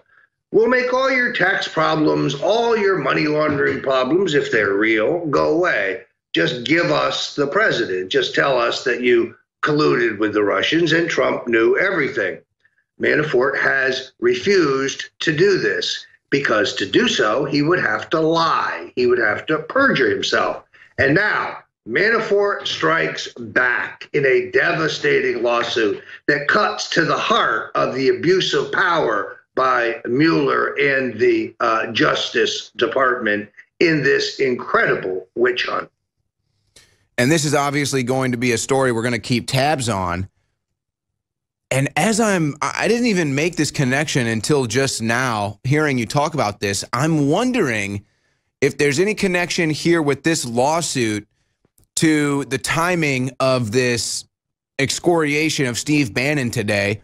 It was Steve Bannon essentially in these alleged direct quotes in the book that came out saying Manafort was laundering money to Russia through an intermediary, Jared Kushner. And that gets published apparently straight out of the mouth of Steve Bannon. He's yet to say that that quote isn't real. Breitbart actually ended up publishing that quote as if it were real. So who knows the story there. But I'm just curious now. I'm wondering if the timing of this is somewhat orchestrated, because it's an awfully great coincidence that the same day Manafort is suing back against the Mueller probe for entrapment, you've got Bannon saying that Manafort and Kushner are guilty. So that's just a weird another ripple that we have in this deal. Indeed. Look, I'm not going to criticize Steve Bannon because I don't think infighting in the movement's a good idea. I agree with Steve on many things. I disagree with him on others. He was, he was addressed in the worst dressed list in a jovial manner. And I must say this, Michael Wolff, the author of this book, has a notorious reputation for falsification of words, lying, and making things up. So I'm going to give Bannon the benefit of the doubt. I do know this. Paul Manafort was not laundering money through Jared Kushner to Russia. It doesn't even make sense. All right, there goes Roger Stone. This is The War Room. We'll be right back. It goes on and on. So that said, I don't want a civil war. It's fun to jump in on one. And you know, you see the headlines on Drudge, which I agree are accurate, according to this article in Guardian. Bannon flips on the president, says it's money laundering, says it's treason, unloads on family. And the quotes are taken out of context. They're cobbled together. But Bannon is known for this behind the scenes. So I'm going to get Roger Stone, who doesn't ever really give up sources or stuff behind the scenes, but it wasn't a secret meeting. I just never talked about it. He had like an hour-and-a-half meeting with Bannon a few months ago. I was invited. I decided not to go because I knew Roger would just do a great job. He reported it all back to me. We never really talked about it on air, but we got a lot of interesting information. And the reason this is important is we need to know where Bannon actually stands. So we're going to try to suss this out right now here on air. But Posobiec and others are saying the quotes are out of context to sell books by the fake news media, and this guy is a known BuzzFeed-type person. BuzzFeed's like the new name of yellow journalism, the new standard of that. That's the facts. But where there's smoke, there is some fire. So it may be much ado about nothing because Bannon's, quote, power has been waning, which I don't want to see that happen. I want to see that things get bigger and more successful. I'm not in competition with Breitbart or Daily Call or anybody else. I just promote them one way. They never promote us. When they do good stuff, we just link to it because I'm in a war. Roger Stone, thanks for showing up so quickly. You'll ride shotgun with Dr. Jerome Corsi popping in next segment to give us his take on this. Jack Posobiec will be joining us as well. I'm going to get more into all the nuclear war and economic information in the next hour with Gerald Celente. But we haven't talked, so we haven't gotten our minds together. What is your first approximation of this? Well, Alex, first of all, I think Jack Posobiec is a great and aggressive young journalist. And I think he has really hit this on the head. Based on many years' experience with him, anything Michael Wolff writes has to be taken with a grain of salt. He once quoted the late Roger Ailes saying something about me that perturbed me. When I went back to Ailes, Ailes said he had never said anything of the kind, and Wolff had no recording to disprove it. I prefer to believe my friend of 30 years, Roger Ailes. So, also, I think some context is important here, Alex. When you are in a presidential campaign, and I've been in 10, when you're in the bunker, when you are seeking grenades to throw over the wall at the enemy, and you are approached by someone you know who claims authoritatively that they have information that would be of value to you, you take the meeting. The meeting is not illegal. The meeting is not improper. The meeting could be politically embarrassing if it turns out to be a setup. In this case, the fact that the Russian woman lawyer who reached out to Don Jr. through a British PR man who Don Jr. knew and who had worked with turns out to be a nothing burger. She has nothing, making it clear that it was just the meeting itself she was trying to achieve, so it could then be spun into something it is not. So they'd have some microscopic connection somehow to Russians when Hillary's up to her eyeballs. Well, that's all known and documented. So this is just the media trying to then desperately reboot the whole Russiagate fable, fairy tale, and at the same time cause a Republican civil war? I think in essence, you're pretty close. Look, I like Steve Bannon. I am an ally of Steve Bannon. We don't see eye to eye on everything. We have our disagreements, particularly his tendency to wear 3 button-down shirts on top of each other. But it's a free country, and he's free to dress like a vagabond if he wishes to. He and I have a running joke about this, and none of it is meant in rancor. Sure, but in your meeting with him, I don't know how much you want to get into here on air, but I mean, there is signs of paranoia that Drudge points out that's well known, and I'm not putting Bannon down, but he's not God. And at the same time, you know, he is angry at some folks in the administration. So then I look at that and I wonder, is some of what Wolff, this I think known quantity of a fiction writer, did Wolff decide to actually get into real journalism and not just engage in fiction? Or maybe part of his story is correct and the rest of it is false. That's entirely possible as well. Look, Steve Bannon's animus for the president's son-in-law is well known. The president's son-in-law was the helmsman who inserted so many of these establishment quislings around the president. H.R. McMaster comes to mind. I have tried to mute my criticism of the president's son-in-law because, frankly, I'd rather be shooting at liberal Democrats and outside the tent establishment Republicans than shooting at our own even when I have my own disagreements. This is something we talked about last night on the War Room. If you are Secretary of State Tillerson, if you are UN Ambassador Haley, and you disagree with the president, in the case of Tillerson, about Charlottesville, you do it privately, then you are supposed to keep it to yourself or verbalize your objections to the president directly in a private conversation. That's your prerogative. But going public and urinating on the person who appointed you to high public office, the person who gave you the privilege to serve your country at the highest levels, that's treasonous. That's a lack of protocol, a lack of manners, and entirely inappropriate, in my opinion. You're right, my friend. Stay there. I want to come back, and I don't want to stay on this Stephen Bannon Republican Civil War thing that this reporter, if you can call him that, Michael Wolff has put out. But we've now seen unlikely sources coming to the president's aid, coming to Bannon's aid, coming to the truth's aid. Let's put it on screen. We have the New York Times, Maggie Haberman. That's a big reporter there, big Democrat. Says Barack said he spoke to Wolff once. Says he never said the quote attributed to him, to Wolff or anyone. Totally false. Barack said by phone just now. So, ladies and gentlemen, that's what she's saying today. So that's the stuff in this book people are saying, including the former president. I didn't say this. And again, I don't want to just jump on Bannon. I was careful today, but I am critical of just, I think, what Drudge is saying, some of the paranoia. So let's put bookends on this. When you went to meet with him, it's not a secret that they wanted you to go through a pat-down, Roger. That's you have no history of being violent. You've been around all these presidents, and I just think that is indicative of something going on. What do you think? Also, Alex, I think we need to be somewhat realistic. I get 3 to 4 death threats a day. I know you get dozens of them.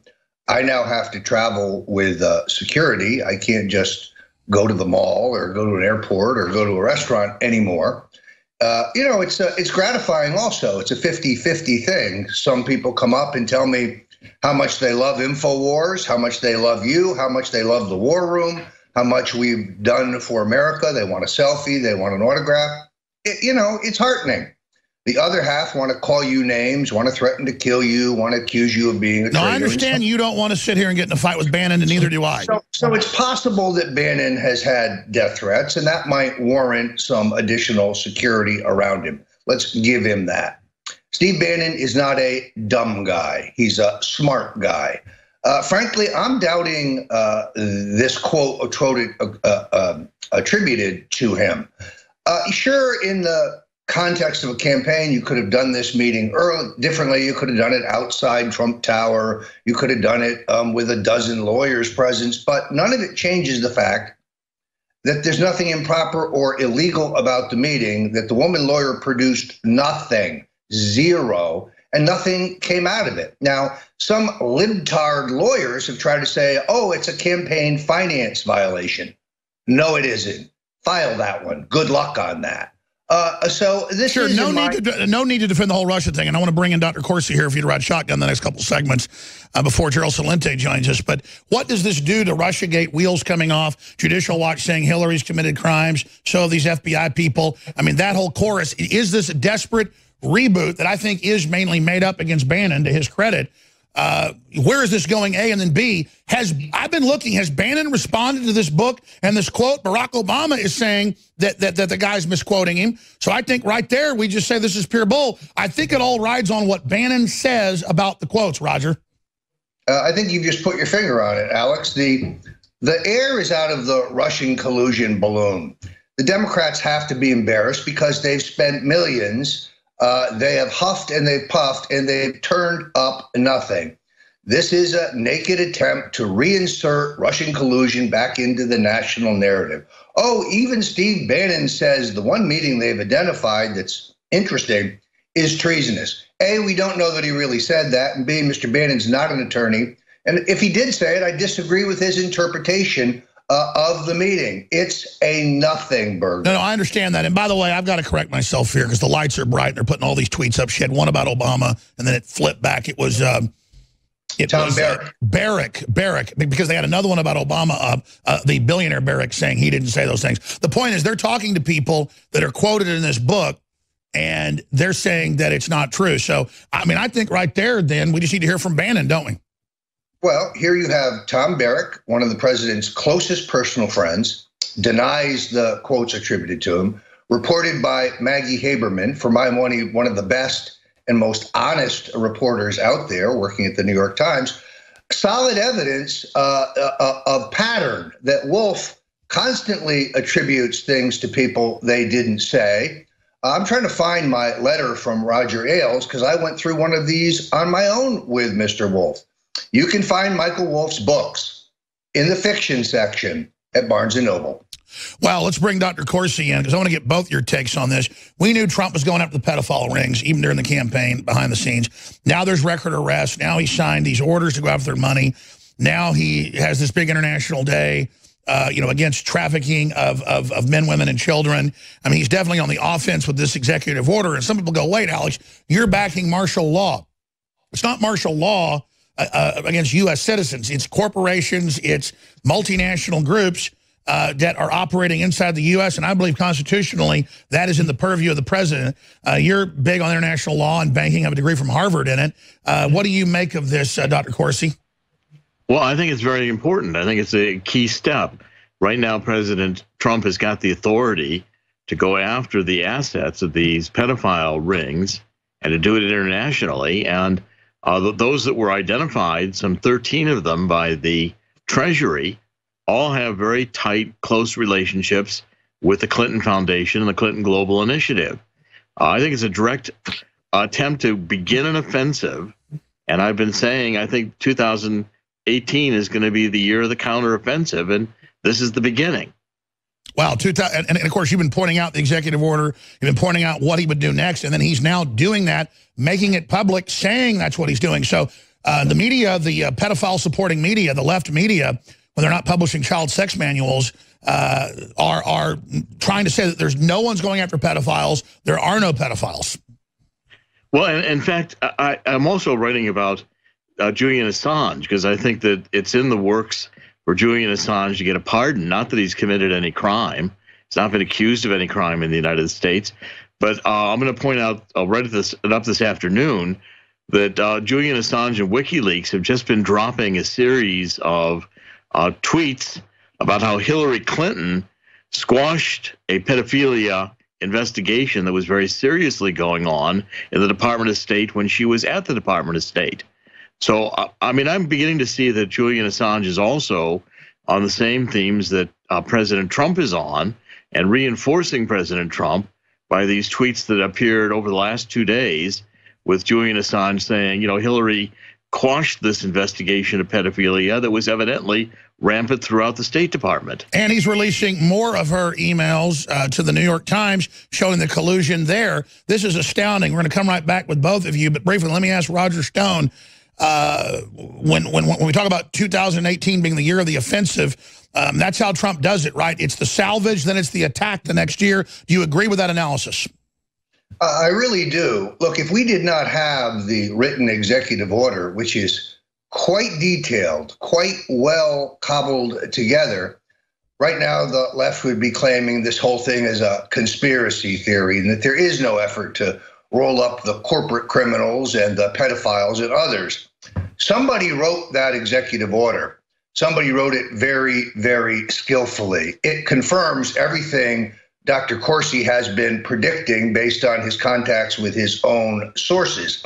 It also predicts what I have been hearing. A source told me this morning that they are making preparations at Guantanamo Bay for a large group of prisoners, presumably corporate executives and others who are about to be charged and rounded up. Donald Trump is on the offense. 2018 will be the year of the offense. They want to run on impeachment. The Republicans will run on jobs and prosperity. I know how this one comes out.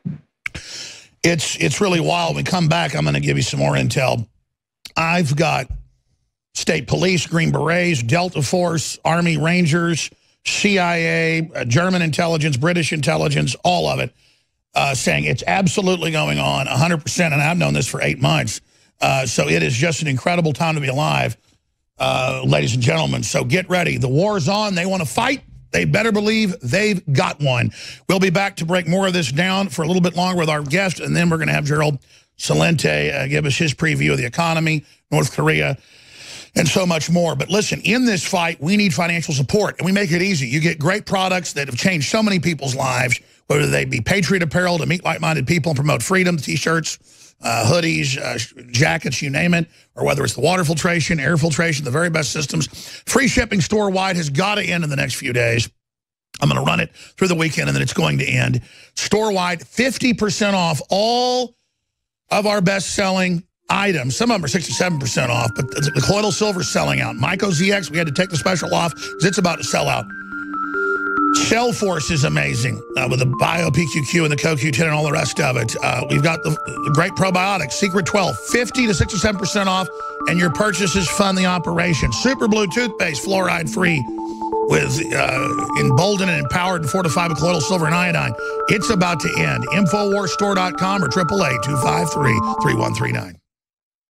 You get next year's news today with Dr. Jerome Corsi and Roger Stone right now. Trump is readying the counteroffensive to their attempt at civil emergency and martial law. It doesn't mean all this will be implemented, but it is definitely being prepared. And I've known that since before Trump even got elected, that they knew what was going to happen. And the criminals aren't going to give up. So the New York Times has gotten wind of this. That's why they said last week, it's Trump preparing a coup. But they're the ones trying to overthrow an election. They're the ones putting Homeland Security over, with Obama's executive order, over all the states. They're the ones preparing for that. So we have a duty to say no to this globalist takeover. Don't we, Roger? Don't we, Dr. Corsi? Absolutely. So. Go ahead, Roger. Go ahead, Jerry. Well, no, I think absolutely. This is, I think you're exactly right. And I want to point out the article I wrote today on Assange and the case building for Assange. Trump's lawyers now in, by the way, Roger Stone's case was brought by this Project Democracy. Trump's lawyers have gone to the U.S. District Court in Washington and argued that Julian Assange had a right to publish all of those emails from the DNC, even if they were stolen. That's out of the New York Times v. Sullivan case. And this is so huge. So if you're wondering what Trump really thinks about WikiLeaks, this is it. This is it. In Roger Stone's case, last week, Trump sent his attorneys into the U.S. District Court to argue that Julian Assange had a right to publish those emails, even if they were stolen. And WikiLeaks also published yesterday definitively rebuking this Nara Tandine, who heads Podesta's Center for American Progress, that Russia was not involved. I mean, I think the case is building for a pardon for Assange, and we now have Trump's lawyers on the record as saying there was no crime committed. And by the way, not to toot horns, but you're the guy that actually got it at the White House, you and Roger, with the Arpaio stuff. Arpaio doesn't give me credit. It was the show. It's you guys' show. I mean, that's why they're so freaked out and really clamped down on the White House when we got the news to Trump. He didn't even know that this had happened to Arpaio. Well, it was critical. I think it was a great team effort because I've been following the Arpaio case for years, and we were able to get a direct line into Trump to let him know that Sheriff Arpaio at age 85, 86 is being sent to prison on a criminal misdemeanor. It was completely an egregious misuse of law by the Obama Justice Department. So that said, we can announce here at the Telegraph that evidence is mounting that the president is now positioning for a Assange pardon, despite what Pompeo and others are pushing. I think that the president's going to rebuke Pompeo and Sessions on this. I think that Assange is preparing to actually get out of asylum, coming out of the Ecuadorian embassy. I think this week we're going to find some announcements coming out from Assange, but the case is being built very strongly by Trump's own attorneys before the U.S. District Court that Assange did nothing wrong. And if he's done nothing wrong, then why shouldn't he be free not to worry about U.S. Legal apprehension or arrest? He should be a free man and free to get out of that embassy and go about his business.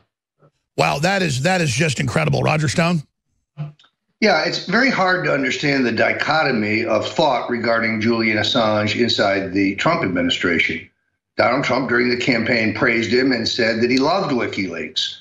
Yes, Julian Assange publishes classified information that has been purloined and sent to him.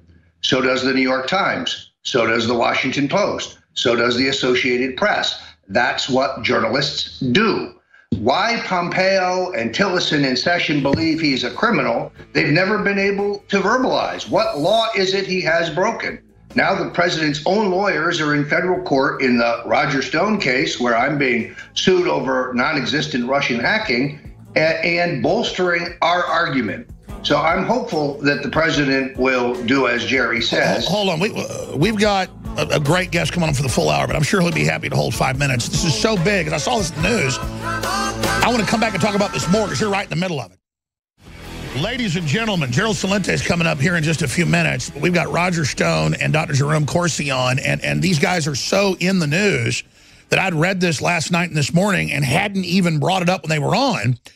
And that's the fact that in Roger Stone's case, where he and the president are being sued by Obama's lawyers that he set up when he left office to, quote, try to get Trump out of office, they are suing the president and Infowars.com news reporter Roger Stone, former head of the Trump campaign, 2016, with no evidence saying they're Russian agents, and so they want money. I mean, it's just crazy. And even The Nation said, this is a witch hunt. This has never been done before. Russiagate is devolving into an effort to stigmatize dissent.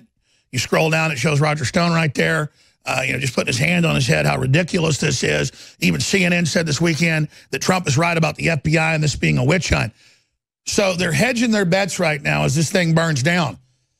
But that said, the article's on Infowars.com by Dr. Jerome Corsi. Trump is looking at and preparing a pardon of Julian Assange. We told you a month before that it was happening with Arpaio. And now the biggest proof yet from our sources, we can't get into those, is the lawyers yesterday came in, if you just joined us, the president's lawyers on behalf of Roger Stone and the president, and said what Assange did is normal, it's in the domain, you can publish it, it's public interest, even if it was stolen by somebody else, showing where the real president's policy is going with this when he said, I don't care who's got this illegal stuff. It's Hillary doing the crime, whether it's some guy in a basement of the Russians or WikiLeaks, release it, and said, good job, WikiLeaks. So this is amazing. Let's right now get about a 2-minute comment from each of you. I just want you to recap this, Roger Stone and then Dr. Corsi. And we'll put the article up that Corsi wrote for Infowars.com on screen that everybody needs to spread. Here it is. Go ahead. Roger, do you want to go ahead? Sure. In my view, this is a landmark development because it has always been perplexing as to why some members of the Trump administration kept insisting that Assange is anything but what he is, a journalist. He is not a Russian asset. WikiLeaks is not a Russian front. Doesn't matter how many times John Brennan and James Clapper want to repeat that lie, just repeating it does not make it true. I was stunned when the entire front line of the Obama NSA, Clapper, Brennan, Rogers, Rice, and these other globalists actually filed a legal brief in my case, reiterating and recycling their same old garbage about how the Russians interfered in our election. No proof, no evidence, just rhetoric, their usual tactic. They could have put, they could have added a amicus brief of Tweedledee and Tweedledum or Grimm's Fairy Tales or other works of fiction. But it does show you the importance that they put on this case. And Jerry's right. The lawyers for the president and his campaign now arguing that Assange is merely acting as a journalist and there's nothing illegal in his actions does lay the groundwork. Let's be very clear. General Kelly will oppose a pardon for Julian Assange. Rex Tillerson will oppose a pardon. Mr. Pompeo, the head of the CIA, will oppose a pardon. Jeff Sessions will oppose a pardon. Here's the good news. Donald J. Trump is his own man. No one tells Donald Trump what to do, particularly when he sees right and wrong. All right. Thank you, Roger Stone, Infowars.com reporter. I can't wait for the new intel you get, my friend. Let me finish up with Dr. Corsi as we get Joel Salente of the Trends Journal on with us. Going back to you, Dr. Corsi, just recapping how big this is, because, again, you're the guy that first published and told us of the other pardon. This is what needs to be done. We know they're telling them, sir, I know you're not doing anything wrong, but if we encourage leaking, others will leak inside the government. And then what are you going to do when you've pardoned a leaker? Well, he's not the leaker. He got the info that was leaks. He exposed criminal actions. And so we should point out this is criminal information. This is not missile secrets. If somebody does that, we'll execute them. You know, once they have their trial. I mean, there's a big difference here. And I think this is something the president must do if he's an honorable man. Well, and having the attorneys for the president go into federal district court and argue that Julian Assange did nothing wrong. He had a First Amendment right to publish these stolen emails from the DNC. Now, that's on record. That's where the White House statement is. It can't be taken back. And there's court rulings in the Pentagon Papers as well. This is well known. Precisely. And in fact, that's right. The president and his lawyers are correct. Now, what Donald Trump, I think, is realizing, why I think this pardon is in the works, is because Assange also has the basis for saying that the Russian collusion was nonsense. Because Assange has said, even within the last 2 days again, that he definitively did not get the emails from Russia. He said over and over again and hinted, it's Seth Rich that got him the emails. And I think that's been proven. But you've got Donald Trump and Julian Assange on the same page, now with Trump's attorneys on December 29th making the argument in a brief filed with the U.S. District Court in Roger Stone's case. And again, this is something Roger and I and InfoWars have been pushing since last year. This is a major breakthrough for getting the truth out about this whole Russian collusion nonsense. It is. It was an invention, I believe, of John Brennan and the Democratic Party, with the assistance, by the way, of Eric Schmidt and Google. And that's another thing we broke. And, you know, again, we have intelligence not only in our own sources, but it seems to be backing what this QAnon is publishing. And I've been writing about it extensively. I think we've got major intelligence breakthroughs coming through in the background, and we're just seeing That's right. the first signs of it. That's right. So get next week's news today at Infowars.com and Newswars.com. Thank you, Dr. Corsi.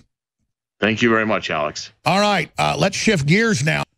Roger Stone. Roger, how the worm turns now that America finally found teeth and isn't intimidated by the rogue elements of the central government, the deep state, and the whoremongering, imploding cesspit that is the mainstream used enema. Well, Alex, look, I think the forces of atheistic, godless globalism are in retreat. And it shows how completely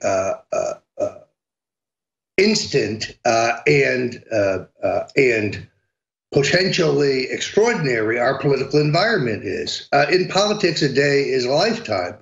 Just the revelations of the last 3 months about Mueller, the FBI corruption. You can write about it for 1,000 years. It's really extraordinary. And juxtapose that with a surging stock market, record unemployment, even with the phonied up statistics. With these enemies trying to block the giant, big, juicy, delicious, as Robert Duvall says in Network, it's a big you-know-what hit. I mean, it's a big, juicy, black gold, giant success. Get out the way. Get out the way. Sorry. So the establishment, as we know, in the last year, whipped up a phony hysteria about Russian collusion. It was essentially like, it was red baiting, it was warmongering, it was fear mongering, but it had no basis in fact or truth. As we know, this was the brilliant idea of John Podesta, aware of the fact that he and his brother and Bill and Hillary and others in the deep state had made multi-millions selling America's interests out to the Russians. They decided to accuse Trump of it. You were among the first in the country to point this out.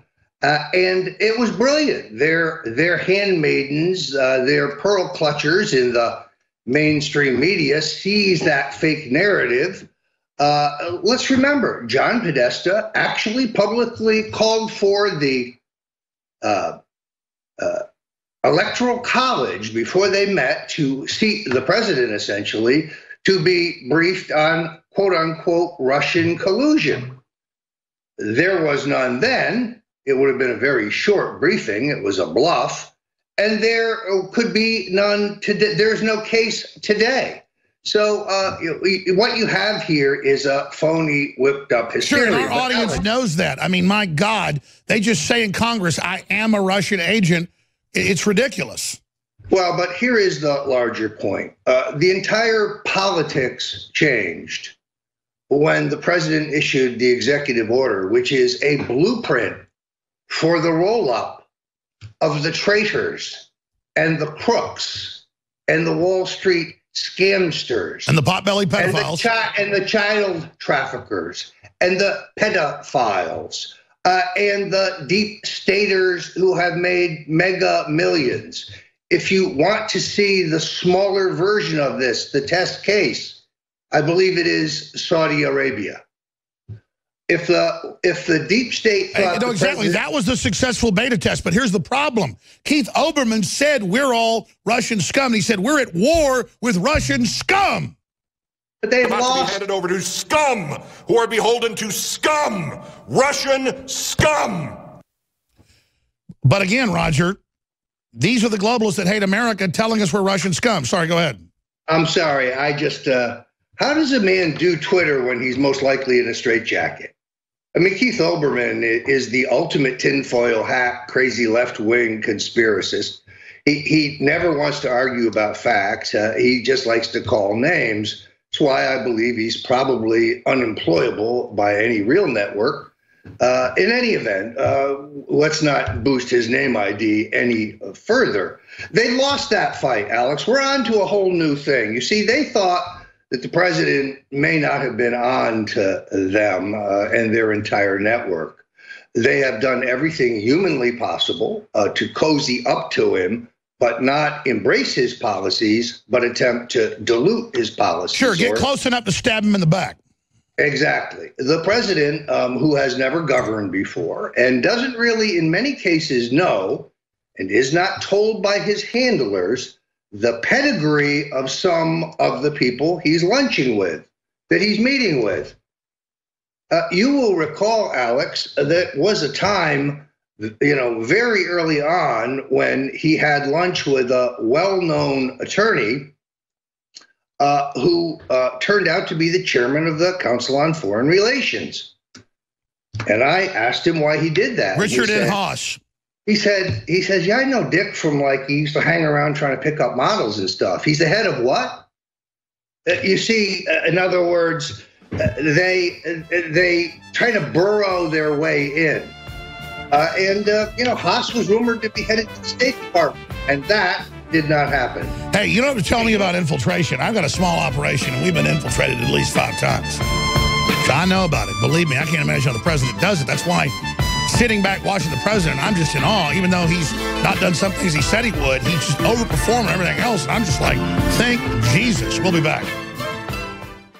I see the trolls. They don't just pose as left-wing operatives. They pose as liberty people, and they go on and, oh, Trump's fake. Oh, he's not doing this. Oh, he's blah, blah, blah. It's all horse manure. There's not just evil in the world. This is the real restoration of the republic. Why would powerful interests just want to gut the country and bankrupt everything and make people poor to control them? That's sick, leftist, communist, globalist, Soros crap. Doesn't mean the elites that are fighting with the people to bring back prosperity are perfect. It just means they're not totally out to get you. And it's like Trump put out in the statement about banning. He goes, we don't want to burn the country down. We want to just bring back prosperity. And I've never been anti-government. I'm anti-constitutional government. And I'm seeing the direction we're going as being really good. But since I mentioned Olbermann, here he is in the original video. He's now lost the funding because people weren't watching it. This was his first video, though. And it got 1.64 million views, so 1,600,000 views. He says, we are at war with Russia. They are finalizing their coup. POTUS must declassify all permanent information now. Well, they released it all. It was all horse crap. It was Hillary in bed with the Russians. And the Russians were like a guy that bought America once a month. I mean, the Chinese are like, going to the pimp, the Democrats, and like having rape sex with us every 5 minutes. I mean, the EU, the globalists, the big banks, Bezos was raping us every few hours. The taxpayers. I mean, the Russians are the scapegoat because they're the only group out there that's thrown the globalist out. But now it's spreading, see? So when they say it's Russia's fault, I mean, we got to give Russia some credit in a minute with Roger Stone. It's going to then take over. But here is the beginning of the famous Russian scum video. We are at war with Russia. Or perhaps more correctly, we have lost a war with Russia. No, you're at war with battle. me, baby. We are no longer a sovereign nation. We are no longer a democracy. We are no longer a free people. We are the victims of a bloodless coup. So far, a bloodless coup. See that flag? That's your war with. By Russia with, at best, the traitorous indifference of the Republican Party and Donald John Trump, a man who, to borrow a phrase from another December long ago, will live in infamy. In 5 weeks' time, unless desperate measures are taken, we will hand over the government to a man who lost the popular vote by more than Woodrow Wilson or Jimmy Carter. Because he stole 6 states. A man whom the Russians wanted to run our country for them, a man whom the Russians got to run our country for them, a man for whom the Russians interfered with our elections, which if we did it to another country would be described as an act of war. And in this country, we have conceded defeat. Some experts, John Kasich's strategist, John Weaver for one, have compared this to Pearl Harbor. Even the hard-right ex-Congressman Joe Walsh says Republican silence will be tantamount to treason. Some others, too, have proved courageous. Trump, self-destructive to the last, issued a childish statement mocking the CIA. All right, that's enough of this. Roger, I'm going to turn the broadcast over to you. This is the crap, because Keith Olbermann says it a year ago. They then just say in Congress, well, Jones is run by the Russians and blah, blah, blah. Meanwhile, the economy surging back, the military is expanding, Trump's sending heavy weapons to fight the Russians. I mean, I think he's been manipulated, or they're not following his orders, into a war with Russia. I actually don't. I want to be friends with Russia. But, I mean, Trump's in a more aggressive stance right now to Russia than even Obama was. It's just all literal horsemanner. Roger? I'm sorry, Alex. We had a little audio problem there again. I think we have now corrected it. So I'm just saying, you just heard, I mean, could you hear Olbermann? Yeah, your audio's up too high. This guy is the epitome of the loony left. Here's the point. The Trump administration is now giving lethal weapons to the Ukrainians with which they will kill Russians. So the idea that the Trump foreign policy would be to roll over for Vladimir Putin is already proved to be false. All of the Russia policies by the Trump administration have angered Putin. So the charge that the Russians owned him have been disproved in the arena of our U.S. foreign policy. No, I agree, but I don't want the left bullying us into war with Russia when Russia is not expanding. It was Soros overthrowing Ukraine 4 years ago that started all this. Agreed, but I also have no interest in fighting the last war. What I'm telling you is something different, which is stage one, Russian collusion. This is over. They have failed to prove their case. They are prepared to remove the president by any means or ruse or rationale possible, including the 25th Amendment, including impeachment, including the worst thinkable thing. Let's remember that Presidents Ford and Reagan were both assaulted by gunmen. And of course, President John F. Kennedy was killed. And the deep state has been known, as I've written in several books, to be involved in these kind of desperate measures. We've already had 3 coups in America: a violent one with John F. Kennedy, a legal one with Richard Nixon, whose great sin was ending the war in Vietnam, opening the door to China. So you're saying you smell an attempted coup, be it 25th Amendment or be it by bullets. Which one do you think's the next phase? It would be irresponsible to talk at length just to try to cast hyperbole, but I think it's fair to say that they've played out their Russia hand. What you see when the nation and intellectual liberals, honest, perhaps from our point of view, misguided liberals who are not corrupt people, just misguided, realize that the Russia Gate thing is an attempt to stifle anybody with an alternative opinion.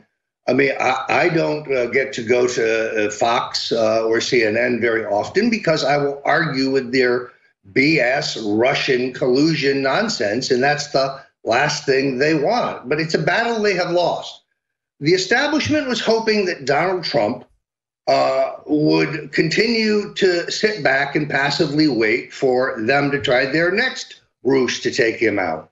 25th Amendment, impeachment, some illicit process charged by the two-party neocon hitman, Robert Mueller.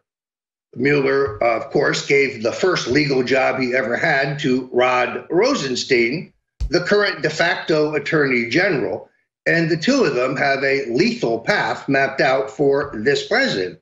But the president, when he issued the executive order, they understood the jig was up, meaning they understand Trump not only understands who they are, what they do, and he's ready to go to war with them. It is a dagger to the throat. They thought he was going to just sit there and wait for their next attempt to take him out. They tried in the recount. It didn't work. They tried in the Electoral College. It didn't work. They whipped up the Trump is crazy line. We reported it and predicted it first here at Info. And despite all that, the real polls show them with about a 60% approval rating because they oversampled Democrats 15 points. Gallup and others have got them at like 45. So does Rasmussen. So Trump is winning. When Roger takes over on the other side, he's going to break down what the next attack will be. Because, ladies and gentlemen, as we've said over and over again, if the New World Order and the globalists want to kill prosperity, want to have us all for their slaves, they're going to have to go through us first. And if they want to fight, they better believe they've got one. Spread this live link right now. Be part of the revolution. Welcome back to the Alex Jones Show. I'm your host, Roger Stone.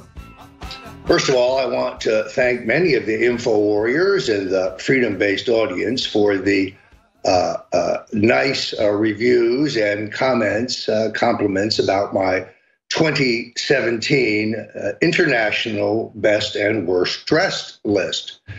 This project gets harder and harder every year. Many people don't understand that while fashion is fleeting, fashion is what's popular at this moment, style is enduring and timeless. Men's ties can become thin or they can become wide. Women's skirts can go up or down. That's all fashion, but the dark blue, navy blue, double-breasted blazer with military buttons or the little black cocktail dress for a woman will always be in style. So it's extremely difficult to look across the globe and see men and women of a true style because it cannot be a studied or consultant wardrobe driven thing. It has to be a personal vibe. It's what the Italians calls sprezzatura. It's the sense that you haven't thought at all about what you're wearing. You just threw something on, and as you dashed out, you looked amazing. Well, if we scroll here, you can see this is a tradition that we took over from a gentleman named Earl Blackwell. Mr. Blackwell of Hollywood was a columnist, had a syndicated column, and he was a Hollywood designer himself. And his criticism could be withering, and his praise was extraordinary. And presence on his yearly release, Best and Worst Dressed list, could make or break a starlet or a athlete or a socialite or even a businessman. And like Blackwell, we tried to go outside television and entertainment celebrities to find real people who were particularly well turned out, who dressed in good classic taste at all times. This is a greater endeavor than one might expect. There are those who made the list. There are those who begged to make the list and didn't. There are those who get honorable mention and may make the list in future years. This isn't ideological or political. I have liberals on the list. I have Democrats on the list. This is about good taste and the basics of style. Look good, feel good, as we put it in Stone's rules. Let's show the InfoWarriors the list, and I'll do a little commentary about how I derived some of these choices. Can we throw up the there we go. So there's one right off the top. Kimberly Guilfoyle of Fox News, who is one of the most gracious, extraordinarily intelligent women I've ever met. Guilfoyle, an attorney and former prosecutor who won a number of high-profile cases with her completely memorized summation before a jury, who excelled in her law school, in her academic career, and today is one of the smartest analysts at Fox News, is one of the extraordinarily best-dressed women you've ever met. She has that insouciant sprezzatura style, as the Italians say, and seeing her in a black turtleneck sweater, tight black leather jeans, and the appropriate boots is literally breathtaking. She is as well-dressed in formal wear as she is in a little cocktail dress, deserves her position on the list. My friend Milo. Milo somehow fuses a punk, radical, but chic look, but he looks equally as dashing in a double-breasted Savile Row, nicely cut suit, or an extraordinary nice blazer and jeans. He looks good in formal wear. He looks good as a punk rocker. He's the only person I know who can purposely dress over the top, but he never looks clownish. It always works, and that is a feat. He goes to our lifetime achievement in this thing. So the list includes James Rosen of Fox News, particularly well-dressed. We have, of course, our own Owen Schroyer, who made the list. Now, Owen dresses for the millennial generation, but he's got an uncanny, this appears to be last year's list, gentlemen. I don't want to jump the shark here with the control room, but there we go. There's our Owen Schroyer, pardon me. Indeed. Owen has got a great style. I don't know how he does the 3-day scruff. Never seems to shave, but it's a look that works for him. I may develop a product for the InfoWars store where you get stuff you can put on that looks like an Owen Schroyer 3-day scruff thing, because it's very big among the millennials, particularly with great hair, as Owen has. But he deserves to be on the list. And yes, sadly, he replaced Jake Tapper this year. Let's continue going through Lena Dunham. I mean, you can almost, this woman looks like she is shopping in dumpsters or Salvation Army, or perhaps thrift shops. It is not well put together. It's really, she must be robbing hobos in the street for their garments. It's that bad. This is her second year on the worst dressed list. The list again, though, we have, as I indicated, we had a number of Fox folks here deserve to be on the list. We elevated Judge Andrew Napolitano to the Lifetime Achievement Award some years ago. We'd be remiss about not pointing out that CNBC's Larry Kudlow is the individual with the most years on the list, having moved to Lifetime Achievement. Let's give them a nice photo of our friend Larry, who deserves kind of a special mention. There you go.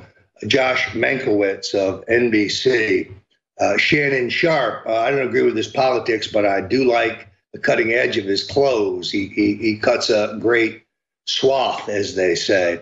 The New York restaurateur Kenny Aretsky, famous of Orrin and Aretsky's, a longtime hangout of Donald J. Trump, sometimes with his attorney Roy M. Cohn.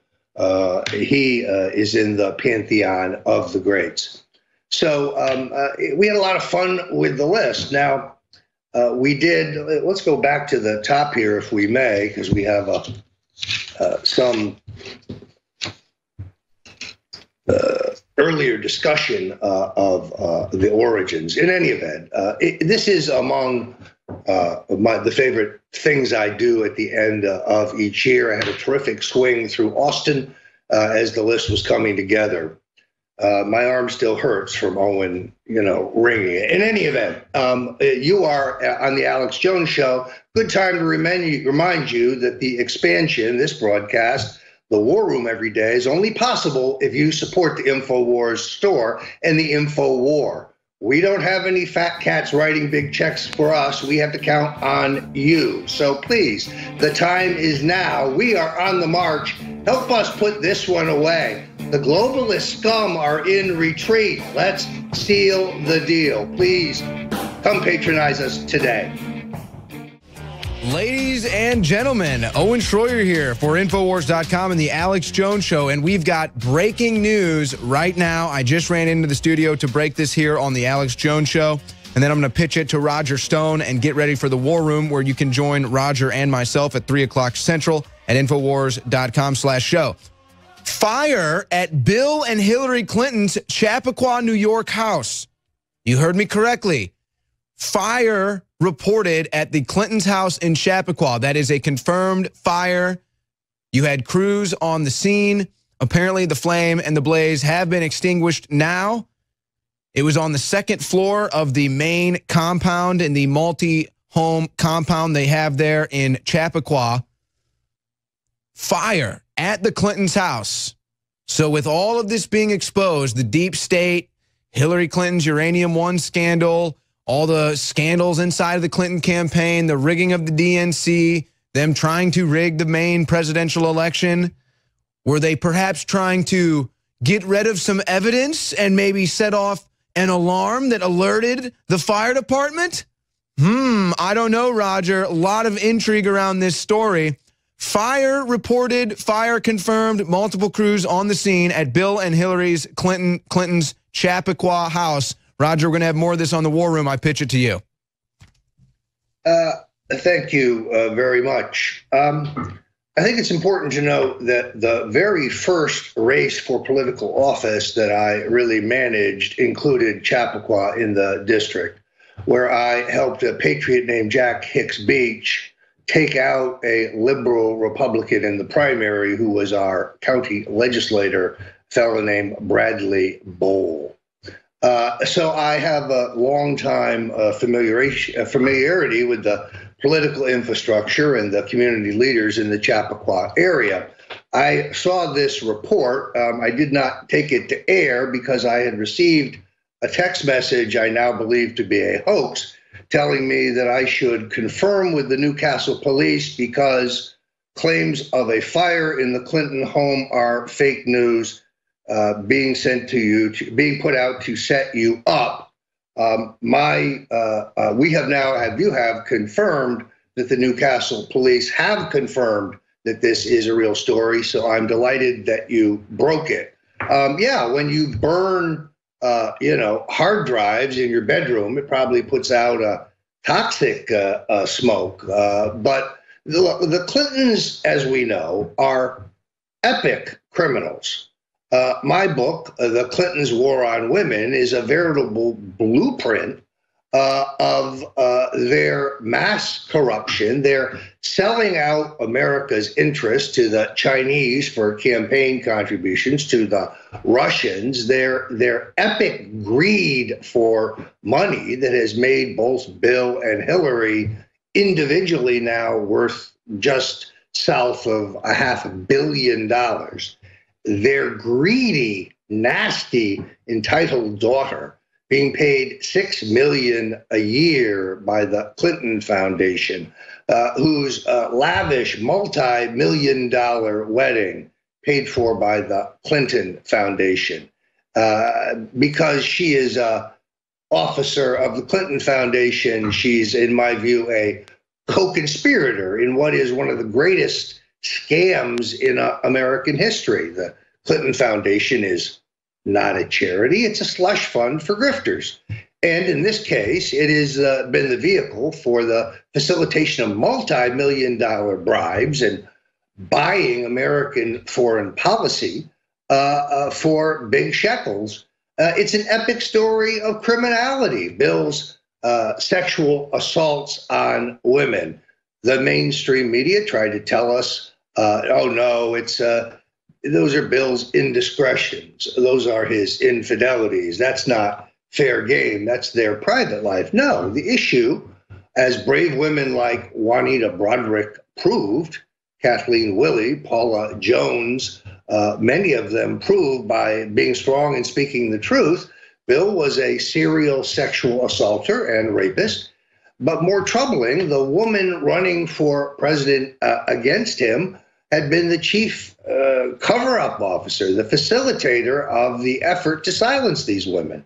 It was Hillary, as David Brock revealed in his book, who hired the heavy-handed private detectives and the nasty lawyers to threaten and bully and intimidate these women, killing their pets, having them followed to intimidate them, being threatened on the streets, having their car windows broken, having their homes broken into, a veritable terror campaign. And at the center of that is Hillary Rotten Clinton. She's an advocate for women. Oh, and no, indeed, she's a tormentor of women. So the fact that the Clintons would destroy evidence in their Chappaqua home is not surprising. Look, Bill Clinton, we know, made multiple trips, not only on pedophile Jeffrey Epstein's luxurious plane, but as Sean Hannity has pointed out, to his orgy island in the U.S. Virgin Islands, where there were many underage girls. No one ever saw what Bill Clinton did. There was no direct eyewitness testimony. But given his history, what do you think the odds are? In any event, this is suspicious, to say the least, but it reminds us again the lengths to which the Clintons would go to cover their crimes. I mean, we're at a point where, incredibly, the FBI agent who questioned Cheryl Mills and Hillary's Walker, Huma Abedin, regarding the email server, and gave them immunity for that conversation where they both lied anyway, turns out to be the same agent who essentially entrapped General Mike Flynn. The government listens to Flynn's conversations. He's under full surveillance. And then they put together a list of questions, and they have an agent shock him at his office in a raid in the morning, no lawyer present, and they trip him up in a process crime. Not that he committed perjury, that he lied to an FBI agent. A setup of a great patriot. It was not until the Trump legal team threw Flynn over the side that he decided to plead guilty and stop fighting for his president. Mike Flynn and everybody in the Flynn family is still loyal to the president and the Trump administration and his agenda. But they are bewildered, and they're hopeful that at the right time, the president will consider a pardon. Let's see where that road goes. Owen, are you still with us? Okay, I apologize. Moving along, we spoke about the significance of the executive order, and it really has, in my view, completely changed the entire Washington game. The elite now know that Trump knows exactly who they are and what they have done. Who drafted this order, who had the president sign it, and how much the president is involved in the day-to-day effort. This is clearly a declaration of war.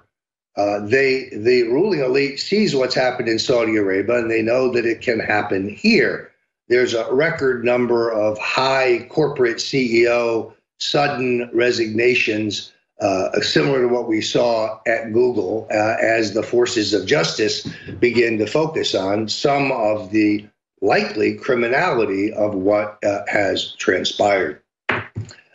We are also, in the next segment, we will talk just a little bit about the controversy regarding the president's former chief strategist, Steve Bannon. He and the president in a public spat, both friends of mine, something I'm not happy to see but we will get into that. This is not about the influence or lack of Breitbart. The president's constituency is loyal to him because he is Donald Trump. He is unique. He is one of the kind. There is no Karl Rove in Trump world. Certainly never me, and not Steve Bannon. He is fun to work for. He likes to hear your advice. Once in a while, he even listens to some of it or incorporates it in what he's going to do. But he's freewheeling. He's independent. He's very confident, and he loves, he loves the game of public relations and the high stakes of politics. And he's proving to be much better at it than the elites and the mainstream media ever considered. In the meantime, the number one force out there that is supporting him and his agenda is InfoWars, which is why I ask you again to hit the InfoWars store. Look at the T-shirts particularly. Some of these Trump T-shirts are must-gets. Help us out. We are the tip of the spear. Welcome back. Yes, I'm your host, Roger Stone, and you're on the War Room. Well, in another stunning example of tomorrow's news today, only days ago, right here on InfoWars, I predicted not only the retirement of one of the great lions of the U.S. Senate, a friend of mine since 1976, Senator Orrin Hatch, and the fact that Mitt Romney, the former governor of Massachusetts and Republican candidate for president, would launch a bid for the Utah Senate seat as a launching pad for a 2020 challenge to President Donald Trump. I reported this both on the Alex Jones show and here on the War Room. So Matt Drudge, a good man and a good friend of mine, is merely reporting the news, and he's got it dead right. Let's us recognize the heavy role of the Church of Latter-day Saints, the Mormons, in Utah politics, the Romney's august position in the hierarchy of that church, and the long, therefore, Romney family ties to the state of Utah. It is noticeable that Mitt Romney's father, George, was the governor of Michigan, yet he always had deep support within the Utah Republican Party because of his family roots. There is no doubt whatsoever that Mitt Romney was stung by the fact that Donald Trump did not appoint him to the position of Secretary of State while dangling it publicly. On the other hand, if you look at the news about our new troop allotments to Afghanistan, Romney might as well have gotten the job. We'll have in the next segment a tribute to Senator Orrin Hatch, one of the true giants of the Senate, a man who has grown in stature and wisdom, but who is a true independent, one who supported Ronald Reagan when few others would do so in 1979 and 80, one who has more recently gone on to champion the cause of state legalized marijuana, a true states' rights conservative. So more about Orrin Hatch, a great patriot, in the next segment. Also a special report, Owen, on the president's seeming flip-flop on troops in Afghanistan, and the inside skinny on Rex Tillerson and why he seems to be going, he seems to be staying, he seems to be going. I only came to say I must be going. Well, it's 2018, Roger, and there's going to be a lot more White House intrigue coming up this year. And it's amazing to me, you talk about Orrin Hatch. Orrin Hatch was honestly one of the few staunch patriots to me that had been in Congress for a while now. And you go back and look at his track record, and it kind of symbolizes a changing of the guard, where the old hat patriots that have been around for a while kind of feel like their time has finally come for them to step down and let some new blood in there. But here comes Mitt Romney, one of the, in my opinion, rats during the presidential campaign that tried to make sure Trump wouldn't win. And he's got to slip his foot into the race, and he's got to get the Washington Post and the New York Times to back him and try to fix another election just like they did in Alabama. Well, the great thing about Orrin Hatch is, even though he was in Washington a long time, he never became an establishment Republican. He was always the solid, free-thinking, independent conservative he was when he first went there. So a great man has announced his retirement today, and we have a little package on him to discuss him in the next segment. You're in the right place. The War Room with Owen Schroyer, fresh off his victory lap as one of the best and worst, in this case, best dressed men in America in my 2017 list last week. Welcome back. I'm Roger Stone, and you're at the right place. That's right. You're at the War Room. If you like our extended... Here we go. If you like our extended programming, the fact that we're now on 10 hours a day, and you can see the incredibly opulent sets that we have here at the War Room, remember that we are completely and totally listener and viewer supported. We don't have any conservative fat cats subsidizing us. We don't get a big grant from the Board for Public Broadcast or any of that left-wing nonsense. We are totally self-sustaining with the support of patriots like you. And we couldn't even think about this extraordinary expansion of both talent and our facilities and our coverage without, a vigorous and healthy business at the InfoWars site. Alex Jones, in a way, has made this easy because he is a stickler for quality. He and the scientists he works with, in some cases, have come up with some extraordinarily all-natural formulas that are, in my case, proven to be successful for mental energy, physical energy, just general well-being, and so on. And you can also get First Amendment-oriented T-shirts, extraordinary books like The Making of the President, 2016, How Donald Trump Orchestrated an American Revolution. It explains the pivotal role played by InfoWars and the alternative media in that seminal moment in which we saved our democracy, most likely. So please, folks, go to the site, take advantage of the extraordinary sales there. Some of our most basic and popular products. My book now, 1995. The extraordinary T-shirts, which are great gifts for those on your list who you forgot at Christmas. And now in a CYA move, you've got to send something out. Go to the site. We can help you with that right now. The libertarians, the patriots, the freedom fighters in your family will love it. Okay, Owen, as I said in our first segment, I really think one of the giants of the U.S. Senate moved on today.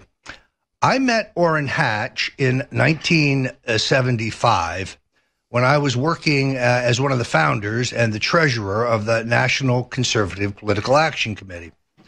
Hatch's family had deep roots in Utah, although he had more recently worked as a labor lawyer in Pittsburgh, Pennsylvania. He told us at the National Conservative Political Action Committee that he was going to go back to Utah and he was going to challenge Democrat Senator Frank Moss. Frank Moss was considered an unbeatable institution. He was a liberal Democrat, but also a prominent member of the Mormon Church. He was widely respected in Washington. Hatch first had to get by a Republican candidate named Jack Carlson. Carlson was the designee of the party establishment in Utah. He was the man handpicked by the power brokers in that party. It's important to note that the Utah Republican Party has always had factions in it, but Hatch was a decided underdog. The process of nomination for the U.S. Senate in Utah is first a state party convention, and if one achieves a certain percentage of the vote but loses, they are entitled to pursue the nomination through a direct primary. Orrin Hatch very wisely connected his star to that of a certain California former governor, Ronald Reagan. Jack Carlson, of course, was supporting his former boss, the affable but dumb Gerald R. Ford. And Utah is a deeply conservative state. Hatch not only scored in the state convention, but he went on to win an upset in the primary. Many people assumed, therefore, it would be the end of Orrin Hatch as he took on the entrenched incumbent Frank Moss. Hatch came out of nowhere and beat Moss going away, going to the U.S. Senate with no prior elected experience whatsoever. He is a man of enormous courage. He is a man of enormous decency. He is a man of enormous courtesy, and he is a man of enormous integrity. His recent position to demand more authoritative medical research into the value of cannabis and support the state's rights to legalize medicinal cannabis is yet another act of courage in the Orrin Hatch story. I am very proud, Owen, to call him my friend. Well, and the Congress loses a patriot, no doubt, when Orrin Hatch steps down. And you just wonder if anybody can really fill those shoes. As I was saying in the shorter segment, Roger, I think that we've kind of reached this time. You know, we've seen Chaffetz step down. You're hearing about Orrin Hatch. There's some other names that have talked about stepping down, where some people, I think, a la Jeff Flake, a Senator Flake from Snowflake, Arizona, he basically just crumpled under the pressure, and he knows he can't win again. That's why he steps away. But a man like Orrin Hatch, to me, steps away because he feels now, after being a staunch patriot in Congress and representing the people of Utah, that he can finally step away and leave Congress in good hands and trust that it's not going to be washed away by a bunch of liberals that are trying to bring this country down. So, you know, I think Orrin Hatch feels like he sees America coming back. He sees the economy coming back. He sees Trump appointing conservative judges, etc. And I think he feels a lot more comfortable to step away at this time. Well, make no bones about it, Owen. I think this is significant. The president, and I think Steve Bannon and others, did mount an effort to persuade Senator Hatch to run one more time, which would have been an enormous sacrifice, and, of course, would have blocked Mitt Romney and a Romney challenge, which, folks, is most definitely coming. The good senator did something that most politicians in Washington never do.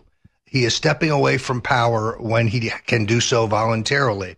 They always stay too long, and then they end up being embarrassed by defeat or worse.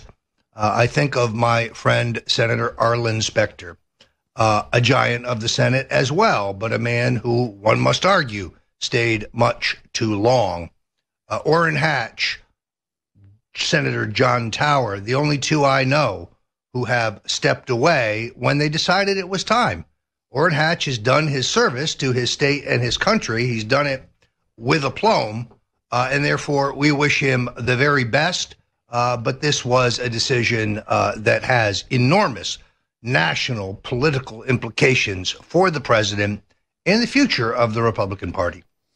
And I think it was Hatch was like one of 5 members of Congress that were still there that were there when the first ever live broadcast of C-SPAN went out.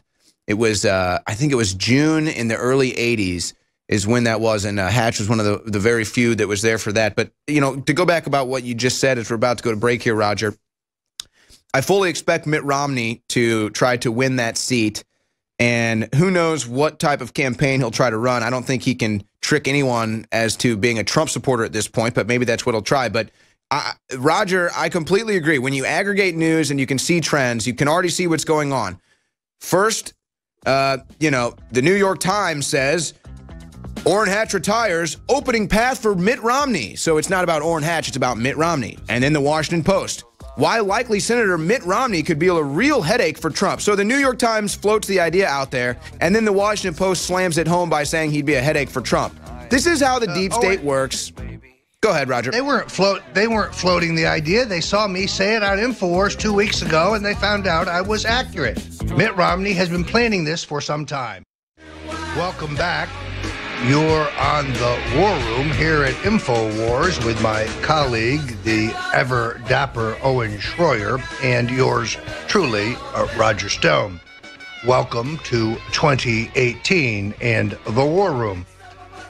It is important, because we keep track of these things, to know that I predicted here on InfoWars some months ago that Trump Secretary of State Rex Tillerson would leave the administration at the end of the year. On another occasion, I think I said around January 1st.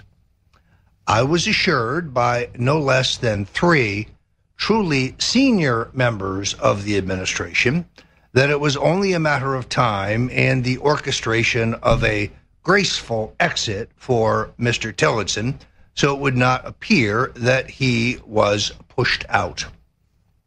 Mr. Tillerson and the president never had terrific chemistry, and there were times when the president appeared to be contradicting his Secretary of State.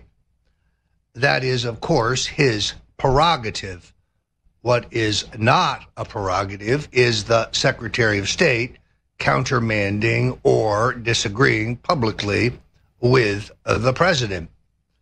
Rex Tillerson, in my view, harmed himself when he felt compelled, for some bizarre reason, to put distance between himself and his boss, the president, on the question of the riot in Charlottesville. What part of our foreign policy does this particular issue entail?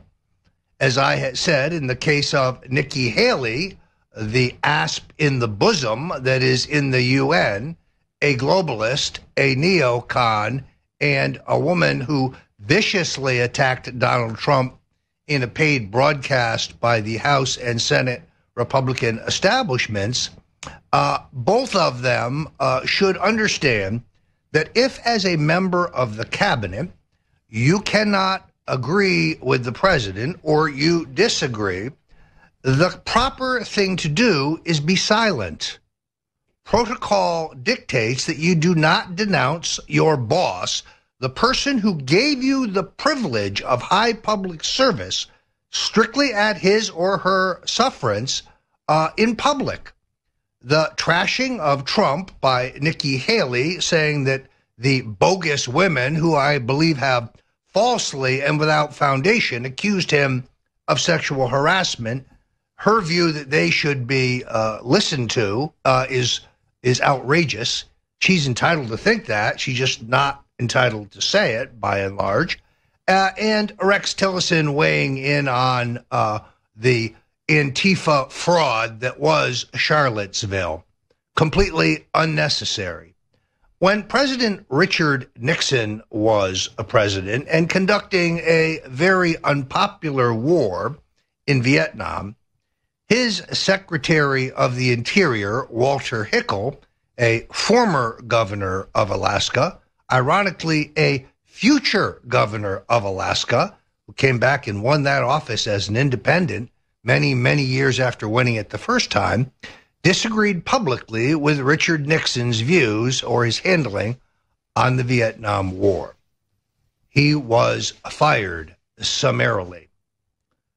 Now, to come back to the question of Mr. Tillerson, because InfoWarriors have a right to know whether my predictions are accurate, suddenly comes news that Tillerson is not leaving. Well, my own investigation indicates that this happened only after a private luncheon meeting with General Mattis and the White House Chief of Staff, General John Kelly. We do not know what reason they gave the president, who had signed off on Tillerson's leaving, for Tillerson staying, at least for the time being. But I have my own view as to why they are keeping this globalist, who never hit it off with Donald Trump, in the top diplomatic job. They need his vote in a 25th Amendment play. Remember, trigger the 25th Amendment to remove Donald Trump from the presidency in the event that Mueller tries to take the president down and fails. That is what I think will happen.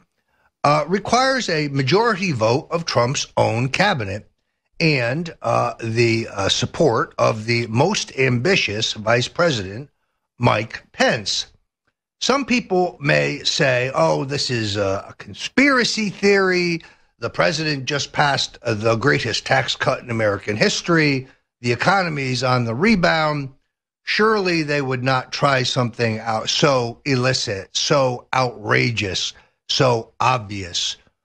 My friends, you misunderstand the depth of the enmity and the resolve of the globalist pukes that have run this country into the gutter.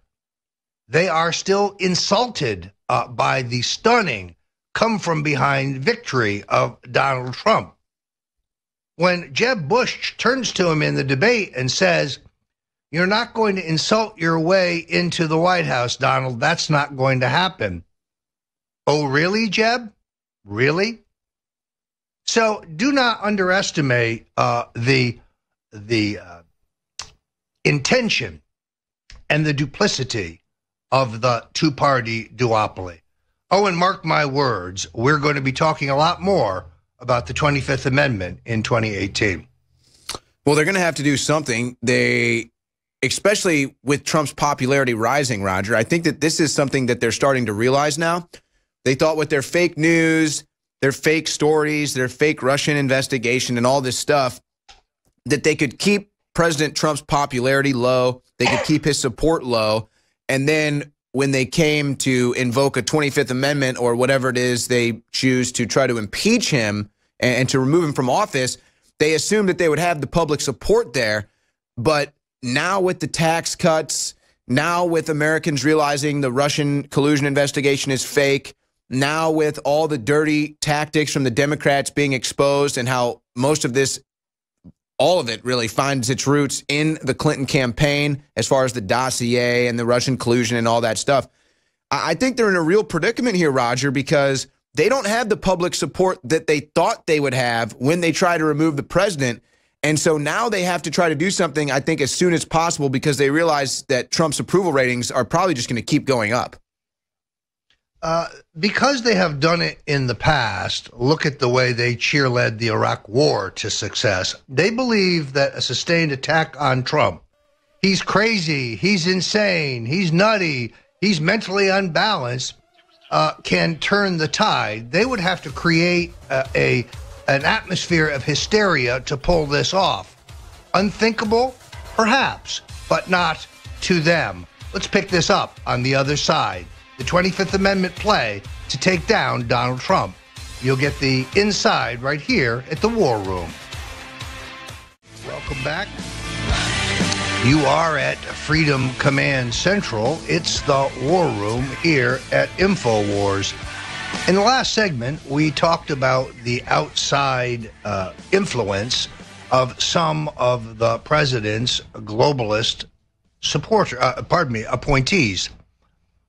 Many people ask me when I'm out on the circuit doing book signings or even coming to Austin for InfoWars, why the president has appointed so many establishment Republicans. In all honesty, I think the president, a non-politician, honestly believed that the Republican Party would unite around him as they did around Ronald Reagan, whose nomination they also opposed. Unfortunately, that has not been the case. In other cases, I think the president is misled about exactly who he is appointing. The neocon and Bush aspects of their resumes carefully hidden from the president. That has gotten us appointees such as H.R. McMaster. Now, the president, Donald Trump, ran for president as a non-interventionist. Sick of the endless foreign wars that drain our treasury and cost us American lives, he pledged a new and different approach. The president very specifically pointed out to the history lesson of Afghanistan. As the president has told me personally, the Afghani fighters are known around the globe as some of the fiercest warriors on the planet. The Afghanis have defeated both the British and the Russians. The president suggested, while a candidate, that he would withdraw us, that we were spending billions in lives and winning nothing. As we reported exclusively here at InfoWars not that long ago, the president, after enormous pressure from the NSA and the Pentagon, said that we would continue our presence in Afghanistan, implied that it would be a ramp down of our deployment there, but did say quite clearly that he would leave the final decision on the actual number of troops to General Mattis. Unfortunately, we reported here at InfoWars that General H.R. McMaster, the National Security Advisor, attempted to get the president to sign off on the deployment of 50,000 troops. That would be our largest single deployment. Quite clearly, in violation of the Trump doctrine, we are getting in deeper. We are not phasing out. We are ramping up. This is a classic example of the Republican and Democratic neocon establishment perverting the president's policies. Now, there's so much today to be thankful for. The tax cut, the cut in a regulation, the booming stock market, restoring confidence in America's economy. These are enormous. It is the economy that is the driving engine for the president's success. The president's position on immigration, where we're actually enforcing the law. The president's taking the lead on Islamic terrorism, calling it exactly what it is, and vowing to crush it. There are many things to be thankful for. If I have two criticisms for the last year, it is the reversal of our position on Afghanistan and what is so far my disappointment that the president has not appointed a blue ribbon commission to study the safety of vaccines. The president told us when he was the president-elect that he had asked Robert F. Kennedy Jr., the environmentalist and son of Senator Robert F. Kennedy of New York, to head such a commission. And then we've heard nothing. Yet the president has appointed mandatory vaxxers to numerous public health positions. So I appeal to the president. I appeal to his historic position on both of these issues, but it shows you the erosion that is manifested by the establishment quislings and the elite appointees who have burrowed into this administration, Owen. Well, he hasn't even been in for a year yet. And I think that obviously he has to pick and choose his battles as far as his appointees and how much detail or the attention to detail in some of these appointees. But, I look at, just to take a step back real quick, I look at what you reported on, which now the New York Times and the Washington Post has hinted at, that Mitt Romney is going to be trying to take the seat from Orrin Hatch. It's a similar situation where I think you've got Mitt Romney, who pretended to like Trump and then basically got egg on his face because Trump dangled the appointment in front of him and then ripped it away because Mitt Romney was insulting Trump and lying about President Trump during the campaign. Well, the people of Utah aren't going to forget that. And like you said, Trump supporters are keen, they're aware, they're well-researched to know enough about certain people getting in and trying to infiltrate Trump's base or trying to infiltrate Trump's appointment cabinet, or this, that, or the other thing. So they're not going to fall for this. Just like they look at Tillerson and scratch their head and wonder what the deal with him is, or they look at H.R. McMaster and scratch their head, they're going to be scratching their head over this Mitt Romney trying to replace Orrin Hatch, and I just don't think they're going to fall for it. I just feel like Trump supporters are too observant and well aware of their geopolitical surroundings to not just fall for Mitt Romney, but as you're saying, to ignore appointments or people in Trump's cabinet that might not be doing something that Trump's base likes. Well, here's the fundamental question. Will anybody viable challenge Mitt Romney in the Utah Republican primary for the U.S. Senate? We do not know the answer to that question today. Tune in to the War Room tomorrow evening, and we will have a special report for you. Well, how about this? Since we're on that subject line, Michelle Bachmann wonders if God wants her to run for Al Franken's seat. Am I being called to do this now? Well, of course, this fully triggered liberals out there. How dare she mention God? How dare she have a relationship with God? How dare she speak to God? But however, on the political aspect of this, you got to like this, Roger. I mean, I think Michelle Bachmann could very easily win Al Franken's seat in an election. Well, Minnesota is an interesting state, and Minnesota has always had a very, very strong pro-life movement in both of the major Republican parties.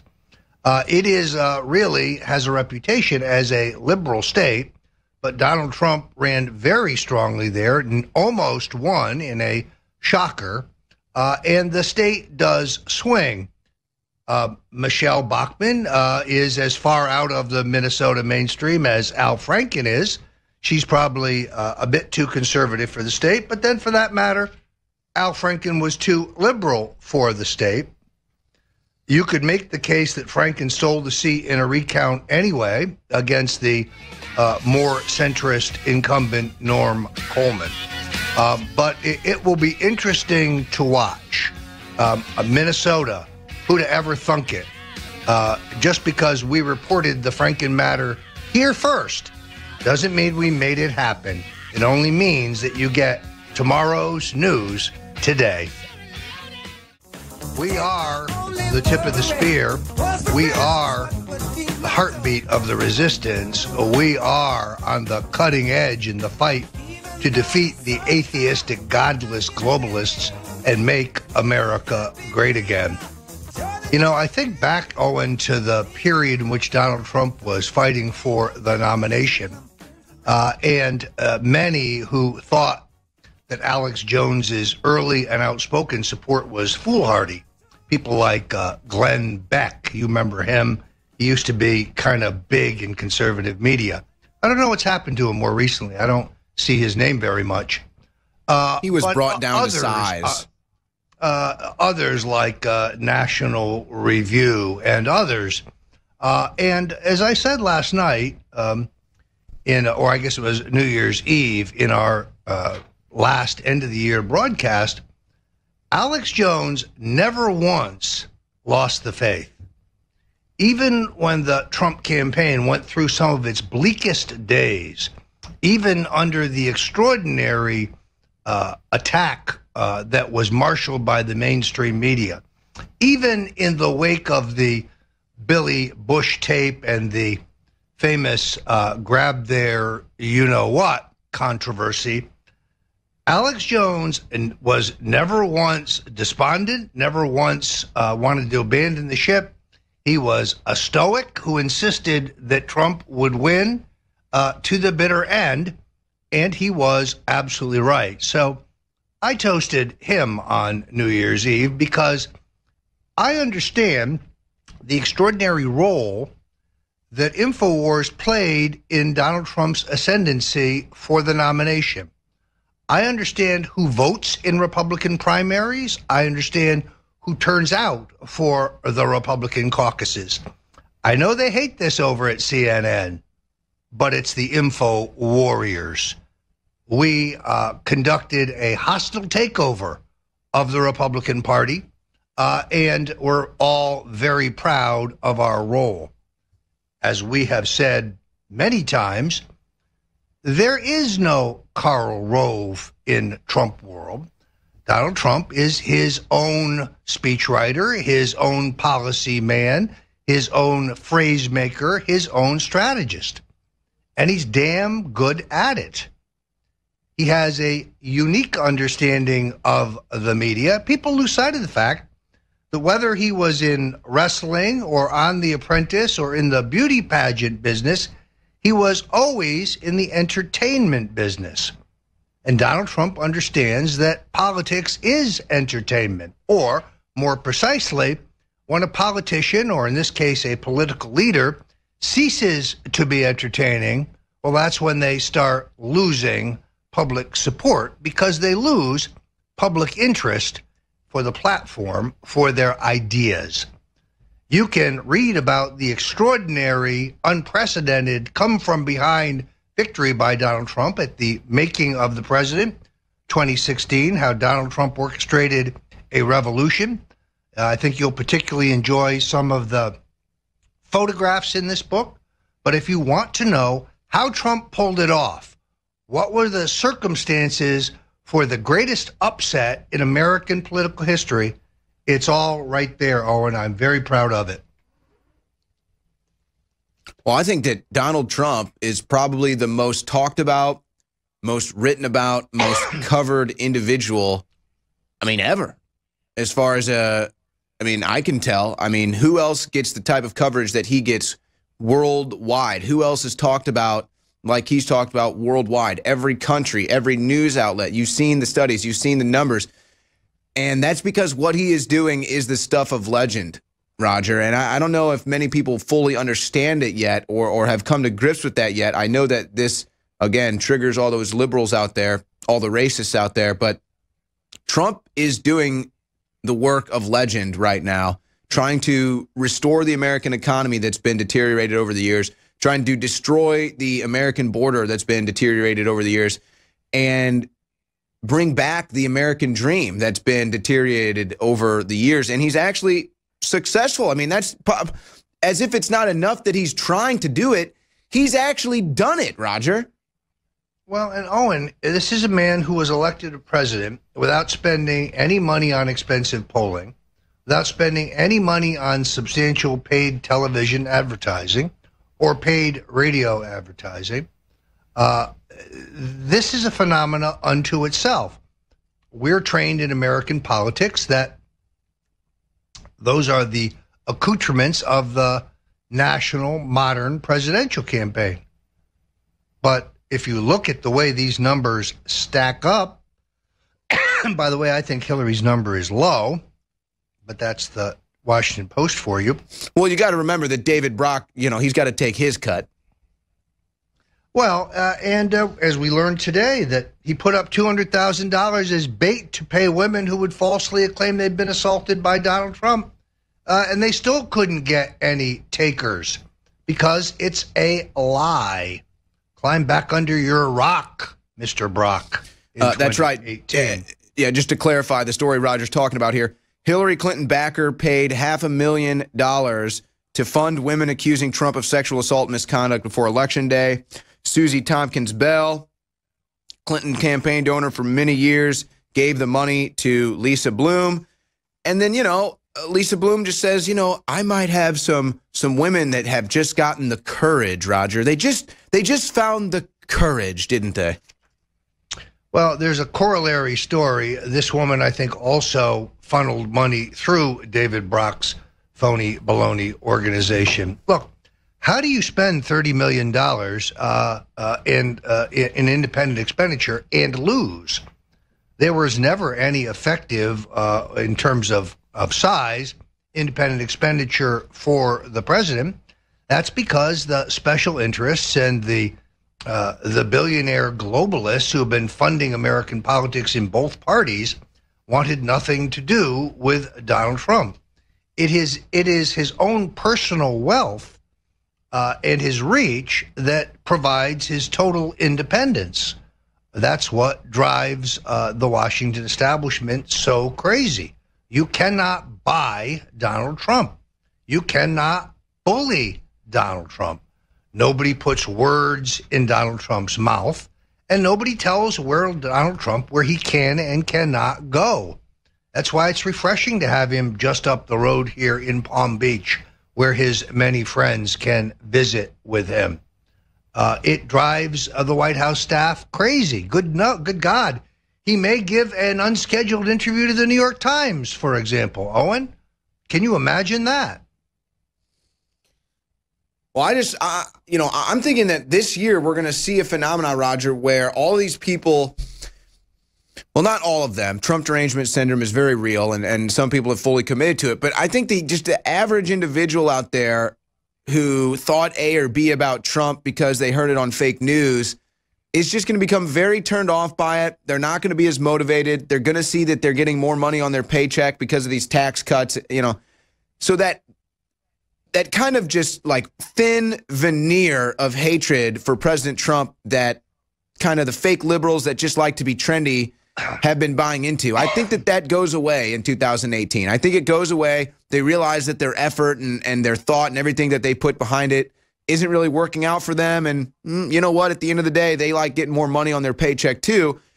So it's going to be just the few and far between, I think, from this point out, as far as just the average individual out there hating Trump. I just don't expect to see that much in 2018 from the average individual. The full-on Trump derangement syndrome will still be there, but the average individual, the average liberal, the average Democrat, I think that they're going to come around. Look, we need to focus on 2018 before we focus on 2020. It's very clear the president is going to campaign on jobs and growth, and the Democrats are going to campaign on impeachment. That's it. They don't have anything else. It is a weak read indeed. So join us tomorrow. We're going to talk about Jeff Sessions and his unrelenting drive to crack down on state legalized marijuana. We're going to bring you an update from the field in Utah to see if Mitt Romney will sail to the U.S. Senate nomination unopposed. Come back to us tomorrow night at the War Room for the greatest update on American politics, and in order to get tomorrow's news today or tomorrow's news the following day. Many thanks.